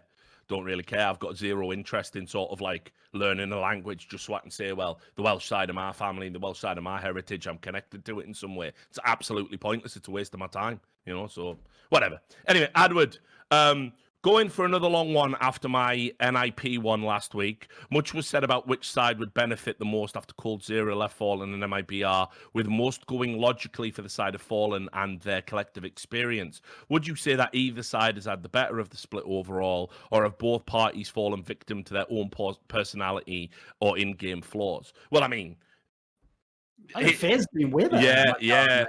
Yeah, I mean, like, obviously you need to go right back in history to the moment it happened. So that would be, what, 20... Just after the major. Right. So... Because I Am New York was the first event. Yeah, that's right. New York, whatever, Yeah. So I think, for me, I mean, honestly, I think Fair's definitely have had the better out of it. Whatever you want to say about, the move. Like, if you remember, on Cold Zero's debut, he had a career... low performance, and a lot of people were like, what's going on here? But that certainly isn't true as a rule. That's an anomaly and an aberration. Cold Zero is a very important player to the current phase lineup, and in the sense that Nico is the star. Cold Zero is not too far behind him, and as I said earlier, I think Rain's the connective tissue that makes that duo work. When Brokey, by the way, just in recent games, has absolutely popped off and looked like a phenomenal talent and very versatile and putting up big numbers. So I put it this way: if this current phase were to play MIBR 100 times, they probably win 97 of the series. MIBR aren't even close. And I'm going to just tell you, from watching these videos and researching this article I'm working on, the first part I already put out, these guys are giving up. These guys are giving the fuck up. They know they're out of shit. They're like that. Just it's like Holyfield at this point. They just keep getting back in the ring, getting banged out by a bum, and saying, "Well, I'll train harder for the next one, but I just love this fucking sport." Me, there has to be a time when you just got to look at yourself and have a flash of self-awareness, which has never been any of these players' strong point. By the way, the collective fevered delusion of this squad with KNG, Fur, Taco, Fallen, plus one scapegoat victim every time it's TRK's turn this week. It's just a joke. It's just a joke that they cannot see their own shortcomings as players. And the shortcomings are horrendous. As I said, they're ranked 18th on the HLK. You noticed as well, they're not a top 20 team. Dude, they don't even have a coach still. Yeah. Remember, they fired Zeus while Flashpoint 1 was ongoing. And they still to this day do not have a coach. So apparently they're the only team in the world, by the way, they're definitely not, who don't need a coach. That's apparently cool to just get paid all this money, go to the tournaments, get bomb out of them all, and never have I have a guy even helping you improve. Yeah, but also believing that they don't need that. Oh, I guarantee they don't. Do you remember all that talk about how they were going to overcome their clear personality problems because they brought in a psychologist, and then they just refused to work with that psychologist, by the way? And again, that's not made a bigger deal of. The petulance of that. The petulance. You know, an org pays for an expert to come in to fix your shit, and you go, yeah, this guy's a dickhead and doesn't know what he's talking about. I'm fucking perfect, me. Like, listen. It's insane. It's insane. I won't drop dime on any details, but I'll just say this, and this is really all you need to know. Put it this way. You know when Janko and MIBR had that period where they never quite got to where they needed to go to, but they weren't bad either. They were still decent at points, you know. All I'm going to say is this. The party that had their motherfucking time wasted was Janko, not MIBR. Guarantee you that much. Yeah. No, it's absolutely true. I mean, I've said this before as well, and I'll just say it again. If you were an MIBR fan now and you could go back to the Janko era where you were all calling for his head and saying, God, this team's shit and it's not going to work, and when's Janko going to get fired and stuff like this, you would go back today, because this team is a disgrace. It is a disgrace how bad they are. And they've like I said, they've given up. They've given up. Again, I've been getting translations and all these fur clips people have been sending me. And he's just there talking about, like, yeah, seeing some girl last night doing this, doing that. Like, they don't care, mate. They don't care, which is why the gall of KNG, by the way, to go on that Gaules stream and do that interview saying, like, well, I'm working real hard out here, and, you know, Leaf, if he is cheating, which I'm definitely not saying I did it, OJ style, you know, if he is cheating, he's essentially ruining my kid's future and all this. It's like, look to your own teammates. Look to Fur having a career worst performance on train today with a 0.09 rating. Look at look at fucking Taco, bottom of the scoreboard constantly. And he's so engaged he's had like a Twitter meltdown. I'll never call you out for blocking it, but it's not a good sign if you're fucking like popping off and blocking people and arguing with people all the time. The night before a tournament, you've got time to be thinking about that. Why are you even on social media in the first place? Why is there no adult in the room to say, why don't we have a social media blackout here, lads? Let's just stay dialed in. Let's prove them all wrong, because they don't give a fuck about any of that.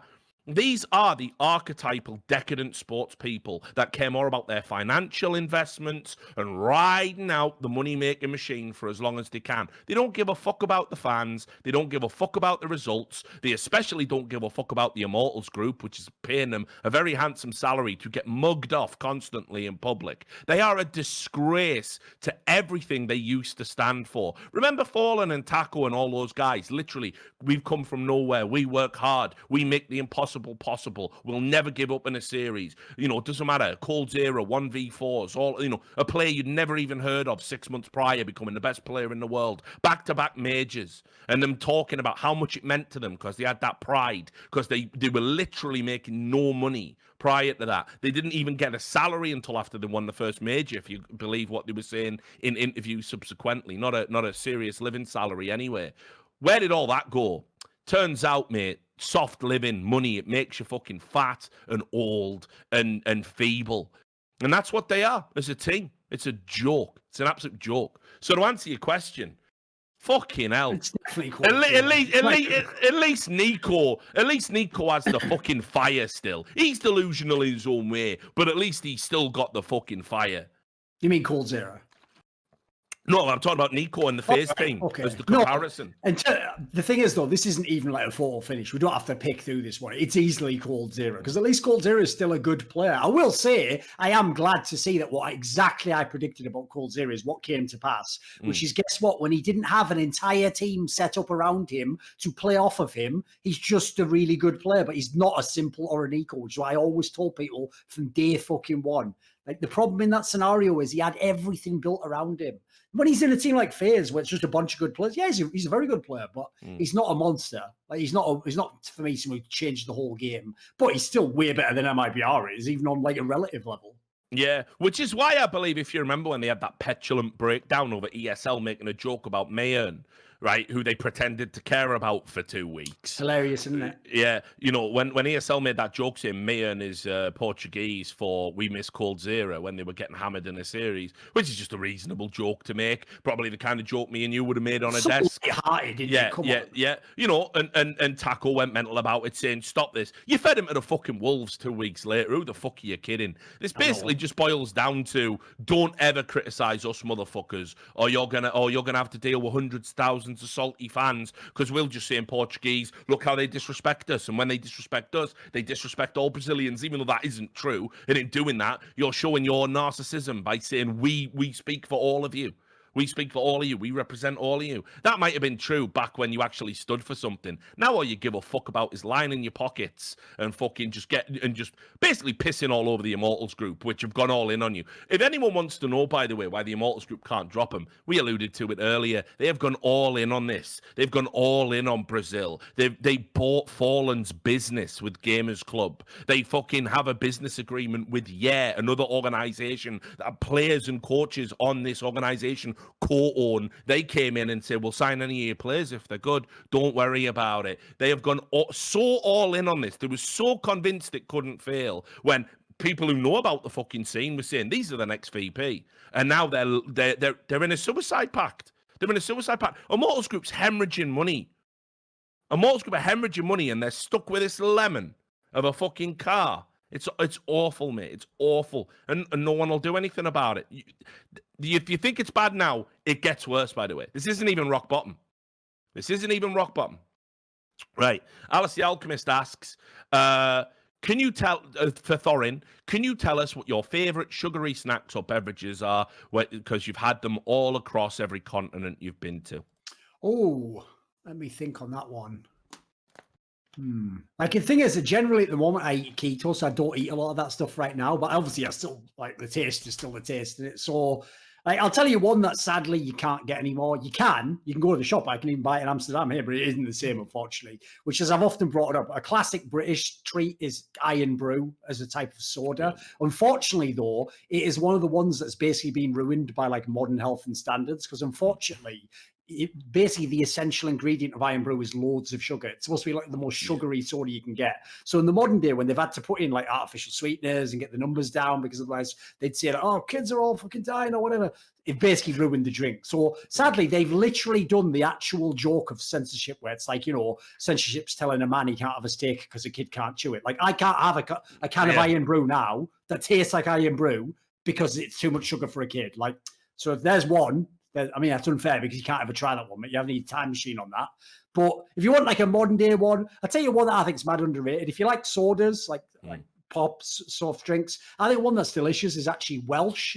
It's like an American one, Welsh's, where it's like they have a grape and a strawberry one. Those are pretty good. Like, those are way They're better. Appropriating our culture again, Sam. Well, the interesting thing about that is, it's not spelled the same way, but it's said the same. The interesting thing with that one is, bizarrely, like, America has certain things it exports to Korea, where Korea has like a bunch of American brands. There's one that, like, tons of Korean barbecues have that, even though it's actually an American drink, as far as I know. So there's one.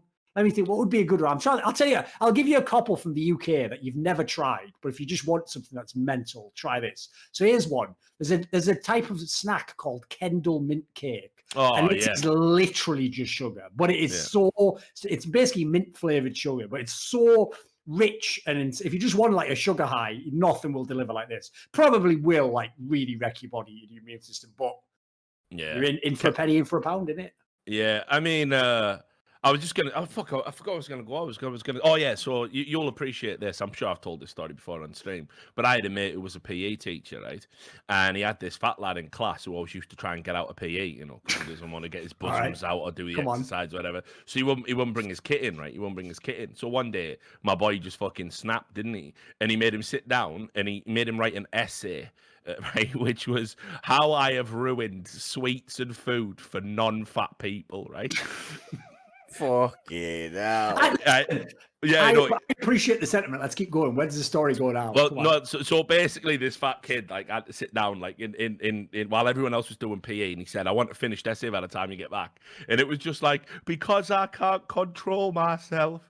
No one. It was like that. Man. People can't have numbers in food, and now food isn't as sweet. He's ruined my brew for me. Yeah, mate. I tell you, I was like, like quavers too much. I don't get iron brew. Fuck you. Yeah. I said to him, my mate, like when he did that, I was like, mate, you're gonna get fucking fired. Did he not? Cunt. Oh no, of course not. No, just rode that out, mate. That fat kid just absolutely wrecked. Absolutely wrecked. I think the even worst part was I think he took that fucking thing and said like, I will read this out to the class if you ever forget your kit again. Like, fuck, I'm like, mate, you're a psycho. Like, what are you doing that for? Leave the poor fat kid alone. But anyway, whatever. So there you go, Alice. Hope that answered your question. ReykjavikOnSteam says, if the Earth is actually round, like the globalists say it is, why isn't all the water down in Australia? It is a good point, isn't it? Well, the real answer is gravity. Doesn't exist as a country. No, but for easy, haven't I? Doesn't exist. I thought gravity's like what? Water doesn't exist. No, Australia. Oh yeah, good point. Yeah, you've hasn't thought that one through, has he? No, true. I mean, I'll just. This is a tangent, right? But we got time to fill. I'm so sick of this flat Earth stuff because, like, this is all you need to know about modern society, right? That things that were drenched in irony and were clearly jokes or intellectual exercises, because of the proliferation of social media and the internet, and now the internet has become essentially accessible to morons. Which this sounds elitist, but hear me out. No, it has. The real problem is it used to just be nerds before, which is why, by the way, the internet was sick and had this very intense culture. But then the problem is now everyone's on the internet. So now it's just all the plebs that are the fucking bus stop on the internet. Yeah. So basically, what was clearly meant to be drenched in irony and was an intellectual exercise and was just, mimetic comedy content, now people legitimately believe it. And, mate, I've got friends, like, not flat earthers, but they believe in the 5G COVID conspiracy, and you see how normalized it's become, where it's like, Eddie Bravo's a regular on the Joe Rogan podcast, and that guy's just out to fucking lunch. Like, he's going, you got to read up on it, man. No, will you read up on it, mate? Just once, like, you mad cunt. It's like, it's so mental. Like, there are people who literally believe flat Earth theory, like, actually do. Like, think of all, like, I'm down. Some shit the government tells you is a lie. Some shit is straight conspiracies, right? I've said it before. Some of the things I believe are conspiracies, you can't say it's taboo. But, but some things are sort of safe to talk about. Like, the CIA were definitely smuggling cocaine and dropping it into JFK murder. Yeah, there's a few that are pretty safe at this point. You can do that. And JFK was, and stuff like this, right? But the fucking, like, the entirety of human history would have to be at it for flat Earth theory to be true. Like the entire, it would have to be lies for decades. What? So you can just post a Facebook meme? Like what? That was the end game, was it?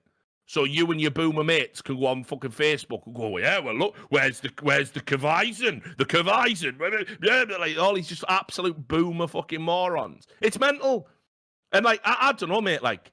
I'm starting to fall in line with some of these big tech people, like, because it's like, I might go one further. I think we should have freedom of speech, yeah? But maybe, if you just believe in flat Earth and you're really willing to go down with that shit, maybe you just go somewhere.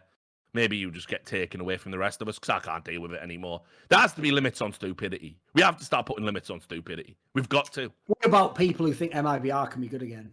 Well, I mean, same bus. There we go, right? Put them on the same bus. What are you in for? Taco, best player 2020. Oh, I said, my poor friend. Can we get some Thorazine? the flat earthers wouldn't even take that, would they? But anyway, no, mate, I can't do this. Like, I don't know why it's a thing that we have to live with. Have you seen that, like, the Flat Earth Society or whatever they're called? Like, they raise money to do their own experiment to see if they can see the curvature of the Earth. They did it, and then they saw the curvature of the Earth. They're like, there must be a problem with this test. We're gonna have to do it again. Like, so. Yeah, I know. Yeah, but what about that fucking cunt who blew himself up? Yeah, trying to go up as well? into space. Yeah. Yeah, he made a homemade rocket. Strapped himself to brilliant idea. Yeah, I mean, already in it, like this is what I mean. This is what you're dealing with. Like, these people can't walk among us anymore. Like, the morons. So he fucking makes himself a homemade rocket and goes, I will blow myself straight up into the sky, look down, and I'll see the curve, won't I? How are you even getting up that high in a homemade rocket, homie? Like, you haven't even thought this out. Straight killed himself, of course. Like, just kaboom, like, gone. And it's like, and everyone was going, he was such a brave soul, such a daredevil, such a fucking idiot. Do you remember back when we could talk about the Darwin Awards and it was all fine? We didn't all have to sort of like shed a fake tear for an utter cretin that killed himself by like trying to fuck a dolphin in its blowhole and getting absolutely blown to smithereens, or I don't think gravity's real and jumps off the Grand Canyon. We used to just laugh about those dickheads and get on with the rest of our day. Now we have to go, I can't believe you would ever say anything so insensitive about the morons. Come on, grow up.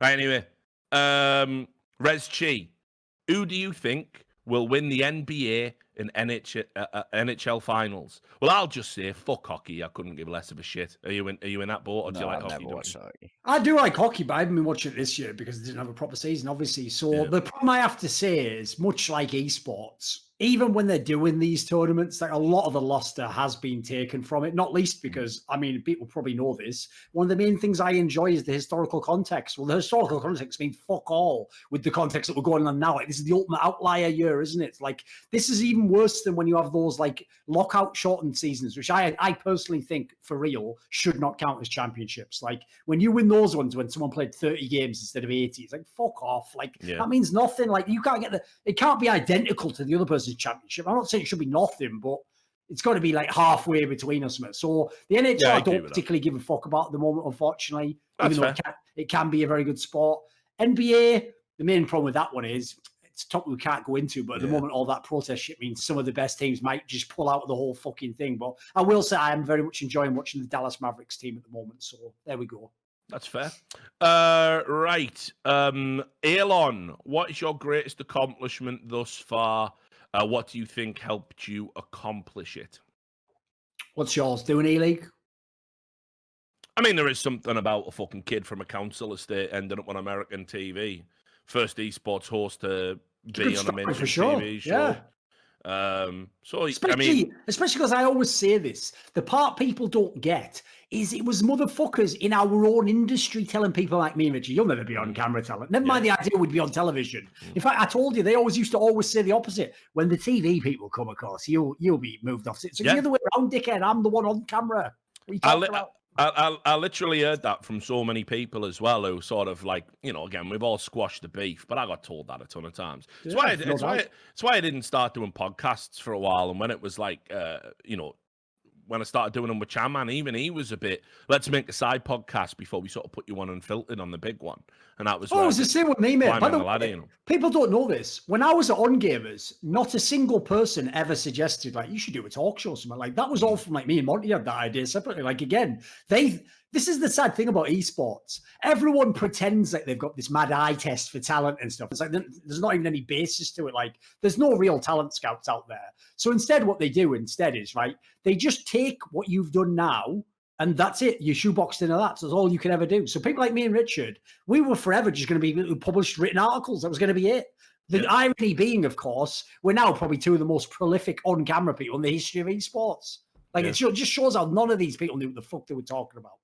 Yeah, I mean, like, for me, it was almost sort of active. It was like there was a definitely active contingent of people as well who were like, you can't put this guy on camera. He's too volatile. He'll say something crazy. There was a lot of that going on. It was like, and keep in mind, that was back when people were on camera just saying crazy shit. You're talking 2010. Yes. There was no cancellations back then. So yeah, it was, and the joke is that the whole time they're telling me and Richard this, Too Good's just literally saying jokes that, by the way, to this day he could be cancelled for. It's just no one has the motivation to go and cancel him, basically. Well, I mean, because he essentially pieced the fuck out, didn't he, after the Valve thing and made a video game? But yeah, so I mean, for me, like the E-League stuff's probably up there. I mean, as I said, the reality is like when I get out of esports soon, you know, there'll be like the legacy I'll look at. It'll just be the work. I don't really give a fuck about, like, you know, getting caught up in council kid comes good, goes to American network TV, makes money. You know, don't really give a fuck about any of that. Like it's like you say, it's a nice story. It's something to maybe look back on with a bit of fondness in darker times. But the reality is the stuff that I'm sort of proud of. So like all to do with the types of stories I broke into space, you know, advancing the type of journalism we do inch by painful inch in an industry that's so fucking allergic to the truth. You know, it's like fucking shellfish with these motherfuckers, and basically trained like a generation of journalists beneath me. Like, put my money where my mouth was, took an editor's job when I didn't want to, and went and I did the eye test and scouted for talent.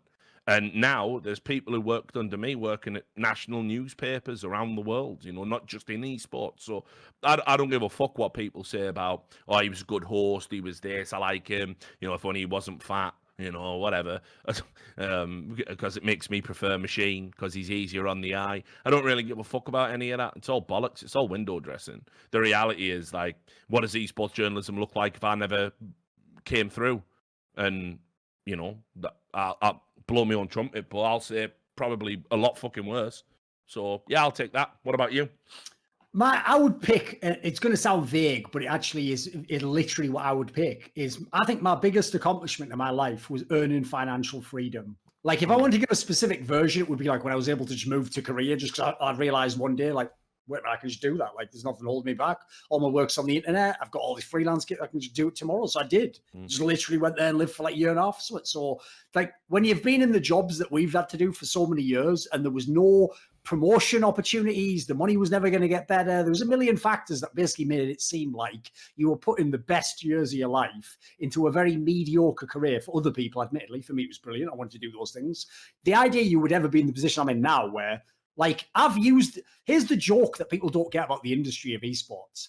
All those freelance contracts are designed that way because normally the power dynamic is the company uses the freelance contract to min-max against you, the employee. They get all your work with none of the actual costs that come with you being an employee. The joke is I've used that against them.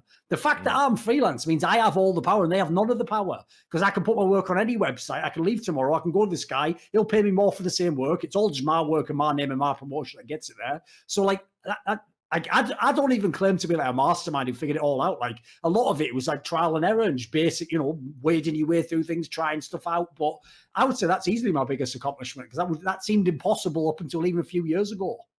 Yeah, I mean, it's nice. I'm in a similar position. It's like I can pick and choose the work I do now. I don't even have to do anything. I can turn on a fucking stream if I want and just live like that. I'm way more stressed out, mate, if I had a solid job for one company. Like, if one company could fire me or hire some shithead or tell me I'm doing I have to literally be able to say at any moment, like, I'm done. I'm out from this. And as long as I can do it, it gives me my peace of mind, you know. Yeah, no, I feel the same way, brother. I do. Right, next up, Rich. Will you and Sam be making the pilgrimage up the mountain to Croiseru once the pandemic is over?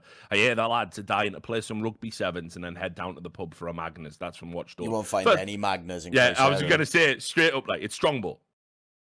There's no Magnus. They don't know what Magnus is, mate. They don't know what... You might be able to get Strongbow Dark Fruits, which is like blackcurrant added in the Strongbow. They might have that now. That's about it. Last time I went to Croiseru, it was Bow. You're drinking Bow. I can't even tell you what lager they had. I don't even think lager's a thing up there. Besides the main thing there, like... Yeah. Strongbow is the Welsh drink. Sadly. So I'll tell you a story. Funnily enough, I bought that Microsoft Flight Simulator because I was just bored, like, and right now you're not playing anything, are you, Richard? Well, no, this is the thing, innit? This is the thing. So I thought, like, so So I went down, mate. I was doing it. I was doing the full airline bit. So I got myself. I jumped in a little biplane. I was going to like landmarks. I went to like Pripyat, where the Chernobyl fallout was. Check out that abandoned theme park and stuff. Yeah, well, mate. You can go up to the Kavais and it's propaganda as fuck. It is.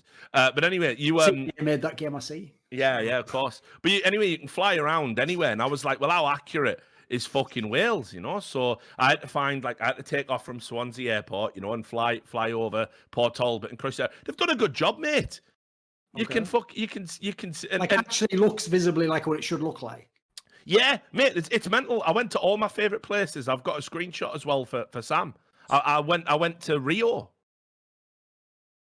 Actually flew over. I wanted to see how people were doing. It's fucking great. It's a good game, Duncan. You get yourself up there, mate. Get above the clouds virtually. You actually mean Rio and Brazil? I thought you meant there was like because listen, Rio sounds like just some like dodgy fucking bar that you used to go to in Port Albert. Like, all right, you going to fucking Rio? Saturday night with the look. People have been saying come to Brazil for so long. I thought, well, I'm never going to do it real, but let's have a look. It's great from up there, mate. Looks brilliant. I was in a little, I think that's a Cessna. Oh no, that wasn't the Cessna. I can't remember anyway. You can go anywhere in the world, mate. It's great. I've been visiting all the favourite places like we can't go to during COVID. It's been a good game for the mind. But anyway, yeah, Croiseru's frighteningly accurate. You can see the inbreeding happening from fucking 8,000 feet up. It's great. So no, I won't be going to Croiseru. That's another off limits. It's bad for people, Croiseru. It's not good. Ehco. With the state that MIBR is in right now, should they just disband completely, or do you reckon there's still hope for this? Do you think any of the pieces, especially the 3 veteran ones, can be salvaged to join or create another tournament contending team? Yeah, and I've seen that clip, which I won't show because he's just a kid, so leave that out. Right. For me, I think absolutely not. I think there is some toxic soup that is made in the kitchen when Fallen, Taco, Fur, and K&G are together. I think those players are absolutely brilliant players. Hall of Fame players in some cases, in 3 cases, arguably. But the reality is, when they come together, their delusions and narcissism are amplified to such a degree that they cannot see the forest for the trees in terms of what needs to happen. I think the community is finally coming around to the idea that Fallen is the problem. I've said this for a long time prior to it, and I'll qualify that by saying if this guy is one of the tactical masterminds of Counter-Strike, which is what his reputation is, why can they still not play Inferno 3 years? Oh, mate, I'm so sick. And think about all the shit I had to take about existence for all those years. And by the way, Richard, these were years when, like, he'd still fuck around and beat Fnatic or something, like a prime team on LAN. Then I have to hear every analyst suck Fallen's dick for 5 years. Mate, he was only good for the first 2 years. What is this? Remember, he's the IGL. The others can get away with it. Like, you know what? If you're Fur, you just play your own game, mate. It's about your individual game, what we judge you on. Like you say, it's Fallen's job to bring the new people in the team and integrate them. It's Fallen's job to tactically update the team. It's Fallen's job to have a new map when your home map doesn't work anymore. Like, you can't. Why that guy gets a pass? Like, he's one of the ultimate like CS royalty examples where they can never do any wrong. Yeah. I mean, it's crazy to me. Like, Fallen is given this like he's become the next member of that CS:GO royalty where they seem to be just above criticism in the eyes of the public. And let's be real. So first of all, he's scouting these young players that come in and get discarded, like just so they can make it to a tournament. There's no development, no growth, and then they're cut loose. K&G was meant to be the savior of the team, if you remember. That hasn't worked. He brought in his old mate Taco. He seems to be immune despite being utterly dog shit right now. Fur's been the best player. Look where Fur is today, and mentally he's checked out. He's just counting his money and having a good time. He doesn't give a fuck anymore. They've all invested in real estate. They've all got their own side businesses. They own other teams. People they're just watching the money roll in. They don't give a fuck about actually delivering. In fact, I would argue at this point, the less time playing Counter-Strike, the happier these guys are. It feels like they don't even want to bother with the inconvenience of a tournament. All of that starts at the top. If your leader can't instill leadership into the team and get everyone on the same page, and yet is publicly professing we're working so hard and the results are getting worse and worse and worse, when are you holding him accountable? When are you going to hold him accountable? When are you going to say, Fallen, like, we brought you in to do a job?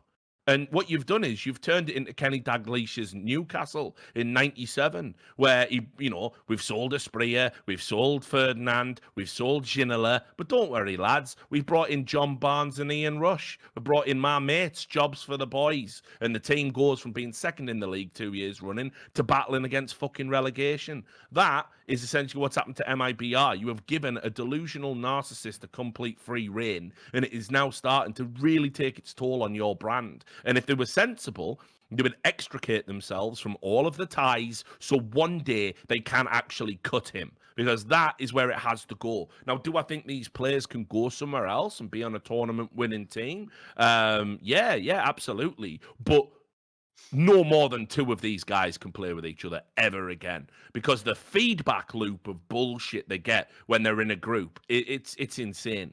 So, yeah, I mean, you put Taco and Fur together on a team with 3 other, people willing to do the hard yards. Yeah, definitely. If Fallen would cut Taco, cut KNG, and get those 2-star players from Fury in, which, by the way, would never happen now, because why the fuck would it? Yeah, I think that's a potentially tournament-winning team if Fallen gets his shit together. But the reality is, they're never going to do that, because this is their party time. This is their retirement. All the shit you say about Dignitas, by the way, community, all of the shit you say about Dignitas, wanting an easy ride, going there for just to take the money so they can rock up to tournaments and dine out on past glories, that applies to this MIBR roster tenfold. And they haven't even earned the right to the same degree a Forest or a Get Right has. That is why it is an affront to this fucking game. So I think the players still have talent, still got experience. Together, it's a fucking disaster. That's usually the case. Like, just think of any sport you follow. Like, there's a million guys. Like, I'll tell you what, I'll go ahead and predict right now. When he was on the Panthers, Cam Newton was fucking shit, and his game had gone. I guarantee you, I bet he has a mad revival now in the Patriots. Like, of course he will. Because when you put someone like that in a totally different environment, and you get the right people around them who can figure out their issue, what they get. People, remember, these games are supposed to be about scouting talent and figuring out what to do with the talent. The talent themselves don't always know what to do. That's why you have coaching staff. So it's one of the reasons I bring up that MIBR doesn't have coaching staff. Like, you can't have this many problems in a washed-up core and tell me there's not even a coach, at least tinkering with shit behind the scenes. There's just nobody. The lunatics are running the asylum. Well, no fucking wonder, because I agree with you. I think almost all the players could work and probably be better in other teams. It's just that this core is fucking garbage. The only point of cores is that they're supposed to work. This one just doesn't work anymore and hasn't for 2 years now, year and a half. So, in my opinion, yeah, you go your separate ways. I don't even think it's best for everyone. Unfortunately, it isn't, because as you allude to, you can't just look at the in-game server performance, because the real reason they're all doing it all is all these complementary businesses they've all built up. So why would Fallen ever leave willingly? He won't. It's like a Virtus Pro player. He's going to wait there until he pries cold dead hands off the salary check. Same with Taco and the rest of them. Why would you leave? Why would you risk it? So at the moment, but I also think that in itself is an obvious nightmare scenario. Imagine having players who are uncuttable. Oh, they're never going to be the ones that mail it in and start dicking around not playing. Of course they are. It's obvious. It's so rare. I mean, even in traditional sports, it's so rare you give the guy the guaranteed money and he never fucks around after that. And right up until his contract, he was playing like a motherfucker. We've seen it happen a million times, guys. It's an unfortunate reality of the business. I agree. Just split the team up. It'd be better for MIBR. In theory, it would be individually better for the players. It's just unfortunately it wouldn't be better for their bottom line right now. And they obviously want to make all that money in Brazil, don't they? So if that's what they want to do, that's what they're going to do, unfortunately. Markus Kujanpaa asks, what is your favourite cocktail? I know yours. Amaretto sour. Yeah, there you go. Amaretto sour. Proper one, though, with the egg white on top. Yeah. See, I've spent so long doing events. I know your favourite drink. Mine, I'm boring. I'll just go with either an old-fashioned or a margarita. Yeah, see, you know as well, mate. That's where I'm at. I mean, generally, I just drink neat scotch now. You have to understand, me and Richard aren't fucking classy people. I haven't even made any illusion. I will actually just order whatever the fuck. Obviously, I used to drink alcohol pops in the UK. I don't give a fuck. And Richard really will just go I'll have one of those frozen margaritas. It's not really the classiest drink ever, is it? But who gives a fuck? Fucking love it, mate. I went to the Flamingo in Vegas quite a lot. They had the largest frozen margarita in Vegas. It's literally like almost as tall as me. The thing you have to try and drink it out of. It's like fucking it's up to here on me. It is, and you walk around drinking this fucking giant bottle of frozen margarita. I went psycho one time on them. I drank about 10. It was fucking. I don't even know how I survived. But that was in the good old glory days of drinking. But I started getting upset because I was going, where are the flamingos? I was wrecked out my mind. I was outside by the cocktail area. Where are the flamingos? It's called a flamingo. And the staff come over and going, so we regret to inform you the flamingos are dead. I'm going, but why? The flamingo has no flamingos. The flamingo they're dead. They haven't replaced them. How are you doing that? All Vegas sucks, by the way. Long live New Vegas. The worst thing is, as well, the place was actually called The Return of the Flamingo, and Richard kept going, "I'm going to be returned. You've only been here." And so the irony is, it was him all along. No, whatever. Yeah. So Jdubs says, Thorin, specific question: if you could decide the 4 LEC teams that go to Worlds, who would you pick and why? Yeah, the problem with that is, like, people can probably guess, like, I'm obviously here of Fnatic. I just don't think Fnatic's that good. So I would have put, even though they're actually, to be fair, obviously with the results, they deserve to go now. But I would have picked, like, the top 3 as it was in the season, which was Rogue, Mad Lions, and G2. And then I would have actually put that Schalke team in because it was pretty cool the way they sort of turned it around and were going ham. So I thought it was pretty good. Like, they looked like they were one of the better teams for a week or whatever. Mm-hmm. Anyone else in there? No, I think those would be the 4. Okay. All right. Siggoh. I asked my girlfriend if she is watching the Cloud9 TSM game, and she said she can't watch TSM play because she can only think of Double Lift fucking the manager. True story, by the way. Well, thanks for sharing, I guess. Oh, mate, the person that you want to feel sorry for. Weird flex. The person to feel the most sorry for in all of League of Legends right now is Bjergsen, right? Because Bjergsen is actually still a pretty good player. And last year, I think it was last year, he signed like a new deal, obviously, with them and got equity in the company, right? Here's the bad news. They've now signed Doublelift again, who's actually, he hasn't been terrible, but he had a lot of problems in these playoffs now. Obviously, he is uncuttable since he already signed an extension and is literally fucking the president of the company. Good luck. Like, good luck. Bjergsen, by the way, enjoy that team that you own part of it, by the way, because when you turn a blind eye to all that stuff, you're about to reap the whirlwind, mate. You actually set this yourself up. You did it all to yourself, you daft cunt. So it's going to be a bad fucking year for you, mate. Again, imagine your teammate being uncuttable when you're the one that owns the fucking team. Oh, we talked about it before, like when we did the, again, people just go back to the status quo and go, maybe it wasn't as bad. Nothing changed. Remember, from an investigation that didn't investigate the aspect that needed to be investigated, they were found to have done nothing wrong. But we didn't look at the thing they were doing wrong. We looked at everything tangential. Stories like that make me stop. You know, when you watch like a movie where people do a Hollywood movie of like a big expose, like a legendary story, could be that Spotlight. All the Kingsmen or whatever, yeah. Think of these classic movies, right? When you're watching the movie, you're always in the position, like the protagonist, of knowing what's going on. So you're always thinking like, oh, why won't the judge believe him in the course? Or why don't the public understand what he's trying to expose? I don't think that ever for 1 second in my life ever again after my experiences in esports. Like, you don't even, you know what? I actually have less respect for like the CIA and intelligence agencies because I realized their job isn't that hard. I thought they were doing some next level espionage. No, literally, if you just have a guy with a badge that says I'm in charge, just tell people, oh, actually, all those facts that was just revealed about me in my organization, those aren't actually true and they're all conspiracy. Then people just go, oh, right, honey, it was all a conspiracy and like it's like that fucking Bill Hicks skit, isn't it? Like back to bed, America, back to sleep. Like, like what's mad is American Gladiators. That shit's become like so mad relevant again. Like in the 2000s, it was like none of these references work. They just work like a motherfucker, mate. Go watch any of those old Bill Hicks things. It's like he's talking about now. I know. I'm like I say, I'm always conflicted because it'd be great to have him here. Just straight spitting fire about all this bullshit, but equally, you just know every day it would be like kill himself or something, wouldn't he? He just couldn't handle it. Like he wasn't meant for these times. No. He was a different kind of person.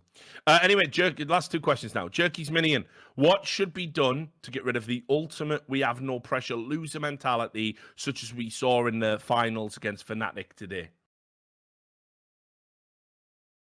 Oh, sorry, with Fnatic today. My bad.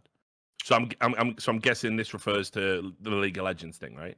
or? Oh, I know what he's referring to now. I got confused because the thing is, Fnatic won the match to this. I was wondering what he meant. I know what he means. You might appreciate this. So Sam Matthews of Fnatic, right? So his team's in the upper bracket final of LEC, and they've already, by the way, by reaching that point, already qualified for Worlds anyway. So worst case scenario, you go to Worlds because there's 4 teams go from Europe now. Yeah. So already they're at Worlds, but you know what? Bearing in mind, Fnatic had like a fairly like up and down split. Like they had some pretty bad points where they were looking like they weren't even going to make playoffs.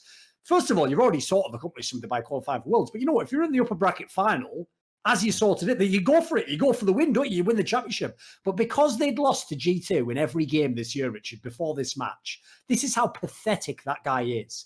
He did a tweet, and this is no joke, a public tweet, where essentially the gist was like, just really proud of everyone for how far he made it, so win or lose, who cares? That was like the gist of it, dude. Right before the final. Like that. That's why the reason why this guy's bringing it up is because I obviously like made quite a big deal of it. Because it's like, what the fucking absurd tweet. So I took that like great fucking Jose Mourinho quote that just says finals are for winning, not playing in.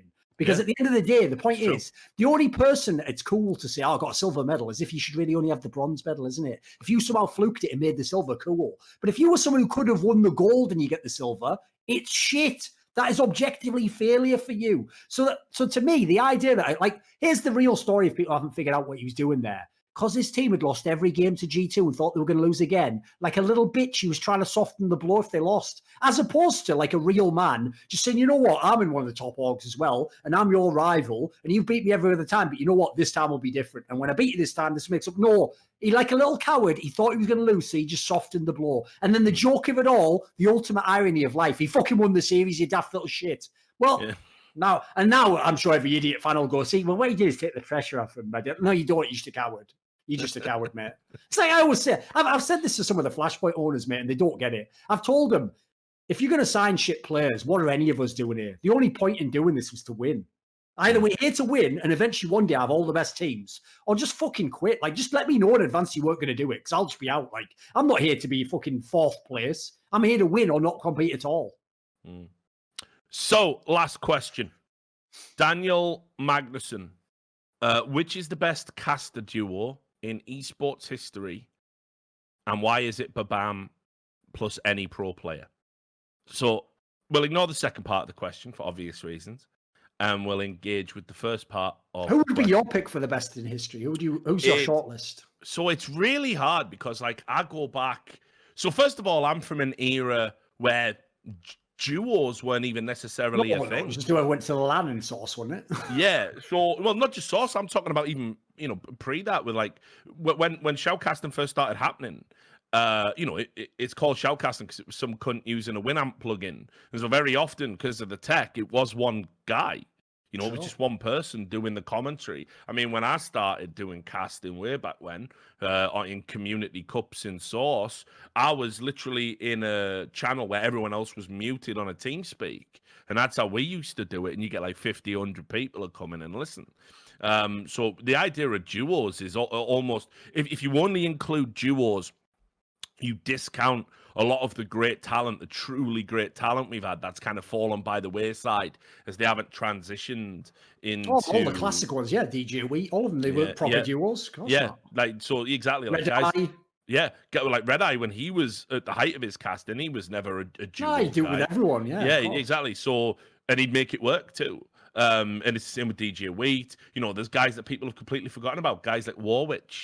If you had a great voice, I mean, he still streams, but he was insane. Obviously, I would even say like Tosspot back in enemy territory days. These people did it by themselves. So, but if we are just talking duos, and so the reason I'm prefacing it is to say we're talking just duos. We're not saying who's the best, and it's not a reflection of the people that never were in duos anyway. Because great Hall of Fame casters, I would even probably go so far as to say your top 5 might be people who've never even had regular duos, but that's by the by. Obviously, Tastosis, huge game changer. You got to give, I might not like them as people, but you got to give the credit for the craft. Which obviously everyone in esports has forgotten, but that is supposed to be the rule. Yeah, right. They did change the game, and they changed. They changed the way we did things, and not only that, they made essentially a very alien and literally a foreign game when they were out there in Korea, and they made it accessible to an English-speaking audience. I mean, and did it with aplomb and flair, and a lot of people really wanted to emulate that. They were essentially the sort of insertion point for the idea of narrative structure in casting. So that is a crucial landmark moment in the history of commentary. Obviously, if you want to talk about hype, and this isn't just bias or prejudice, because I never really I'll be honest, I never really rated D-Man in League. I thought he was a much better Call of Duty caster. I thought he was a much, much better Call of Duty caster. At the time when he was doing League casting, if people don't know, one of the reasons why Joe and D-Man were the best is because the other casters in League weren't very good and the game wasn't very developed. So they came pre-packaged from other games. They were already at the height of their skills. Yeah, so for me, that was, just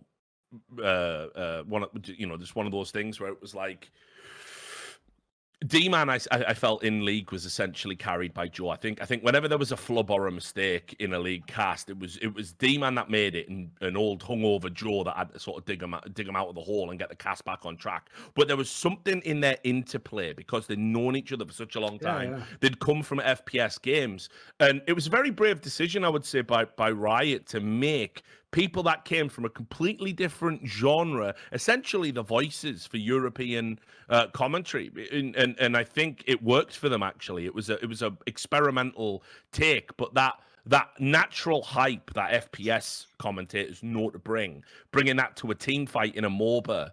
That's another game changer right there. That's a huge game changer for how we do things.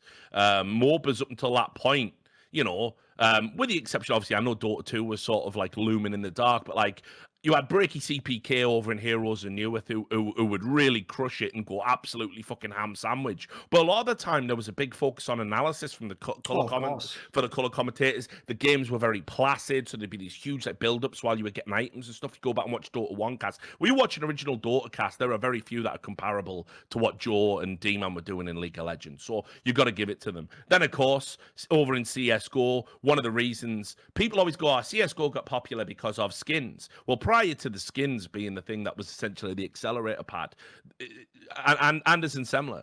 No, they were our Tastosis, basically, yeah. Yeah, and Anderson Semler would cast anything and everything. And you have to understand where we were at before that. Now, no disrespect to the fella, Risk was essentially on course to become the voice of CSGO, and I'm just being real about it. I don't think he's particularly good at his craft. He's got loads better. He's definitely got a place on like a Danish-speaking broadcast or whatever, but he had no place in an English-speaking broadcast back then. I thought he was terrible. Even the publication I worked at, Cadred, my assistant editor, Michael McGee, just wrote an article called "This is Ridiculous," right? Great, because we used to do that all the time with the puns, and absolutely torched him because he was on course to be the voice of Counter-Strike. It would have been a disaster for the scene. Anderson Semler came in. Semler obviously having come from the good studio. Anders just being an enthusiastic, likable guy who really wanted to do it and really cared about his craft. And I remember him in the early days, right to the first time I met him. Never seen anyone work so hard at being a commentator and wanting to get good. Those guys basically propelled CSGO to the skins stage, to that stage where we went off. People got into the game because of those guys. People listened to dog shit games in the middle of the night because of those guys. Those guys are absolutely instrumental. CSGO isn't where it is today if those guys didn't do what they did. So absolutely. And I'll also say we were really stuck in sports casting in Counter-Strike. We used to do one play-by-play man, one color guy. Play-by-play says what's on the screen, color guy goes, but this is why it happened, Jim. Back to the color guy, the play-by-play guy. The color guy would barely say anything, and we used to do partnerships like that. You've been the color guy. I've been the color guy. I've been the play-by-play guy. That was how it was. Anderson Semler changed the game. They, like you say, they were our taste horses. And then just to throw in another pair in after obviously CS:GO send. Oh, Monty and Doa as well. Yes. Got to give them out again. They pretty much did for League. and a completely different style. Like if Joe, I mean, Doa can do hype and money, but the sardonic sense of humor, the richness of references that permeate through their commentary, very different beast to D-Man and Joe's kind of, more visceral, let's get hyped FPS style. But then just, I think the pinnacle, honestly, in CSGO, Vintage Henry and Sadakist. Yes, that would be my pick if I had to pick one. And the funny thing is, you know what? I mean, sadly, due to the nature of the way their careers have gone, some of this probably will never come out. But I'll just tell everyone this one detail, since you probably never see this duo again, unfortunately. Not only were they my favorite, as in individually, I think they were both insanely good at their job. But if you ever find out, listen, they didn't have a bad relationship. But in terms of like some of the challenges they had behind the scenes, contrasted with some of these other people, where genuinely some of these other people were like best friends, always got along. Like this was like some Kobe Shaq level shit, where it's like we're just together because we're the best. And it's like we just understand somehow we are inextricably tied together, and we just have to make it work. And so if you actually know that they didn't have like the dream setup, how good they were was amazing to me, because I think they were I think they were the pinnacle of CSGO as far as I've said. Yeah, absolutely. And then just a special reference over in Dota. I know a lot of people have a lot of love for fucking Toby One and the Cinder and combo. For me, OD Pixel and Fog are just, fucking on another level. I even like it when they do the tri-casts, when they bring in like somebody like Merlini or someone with a bit more of a background and throw them in.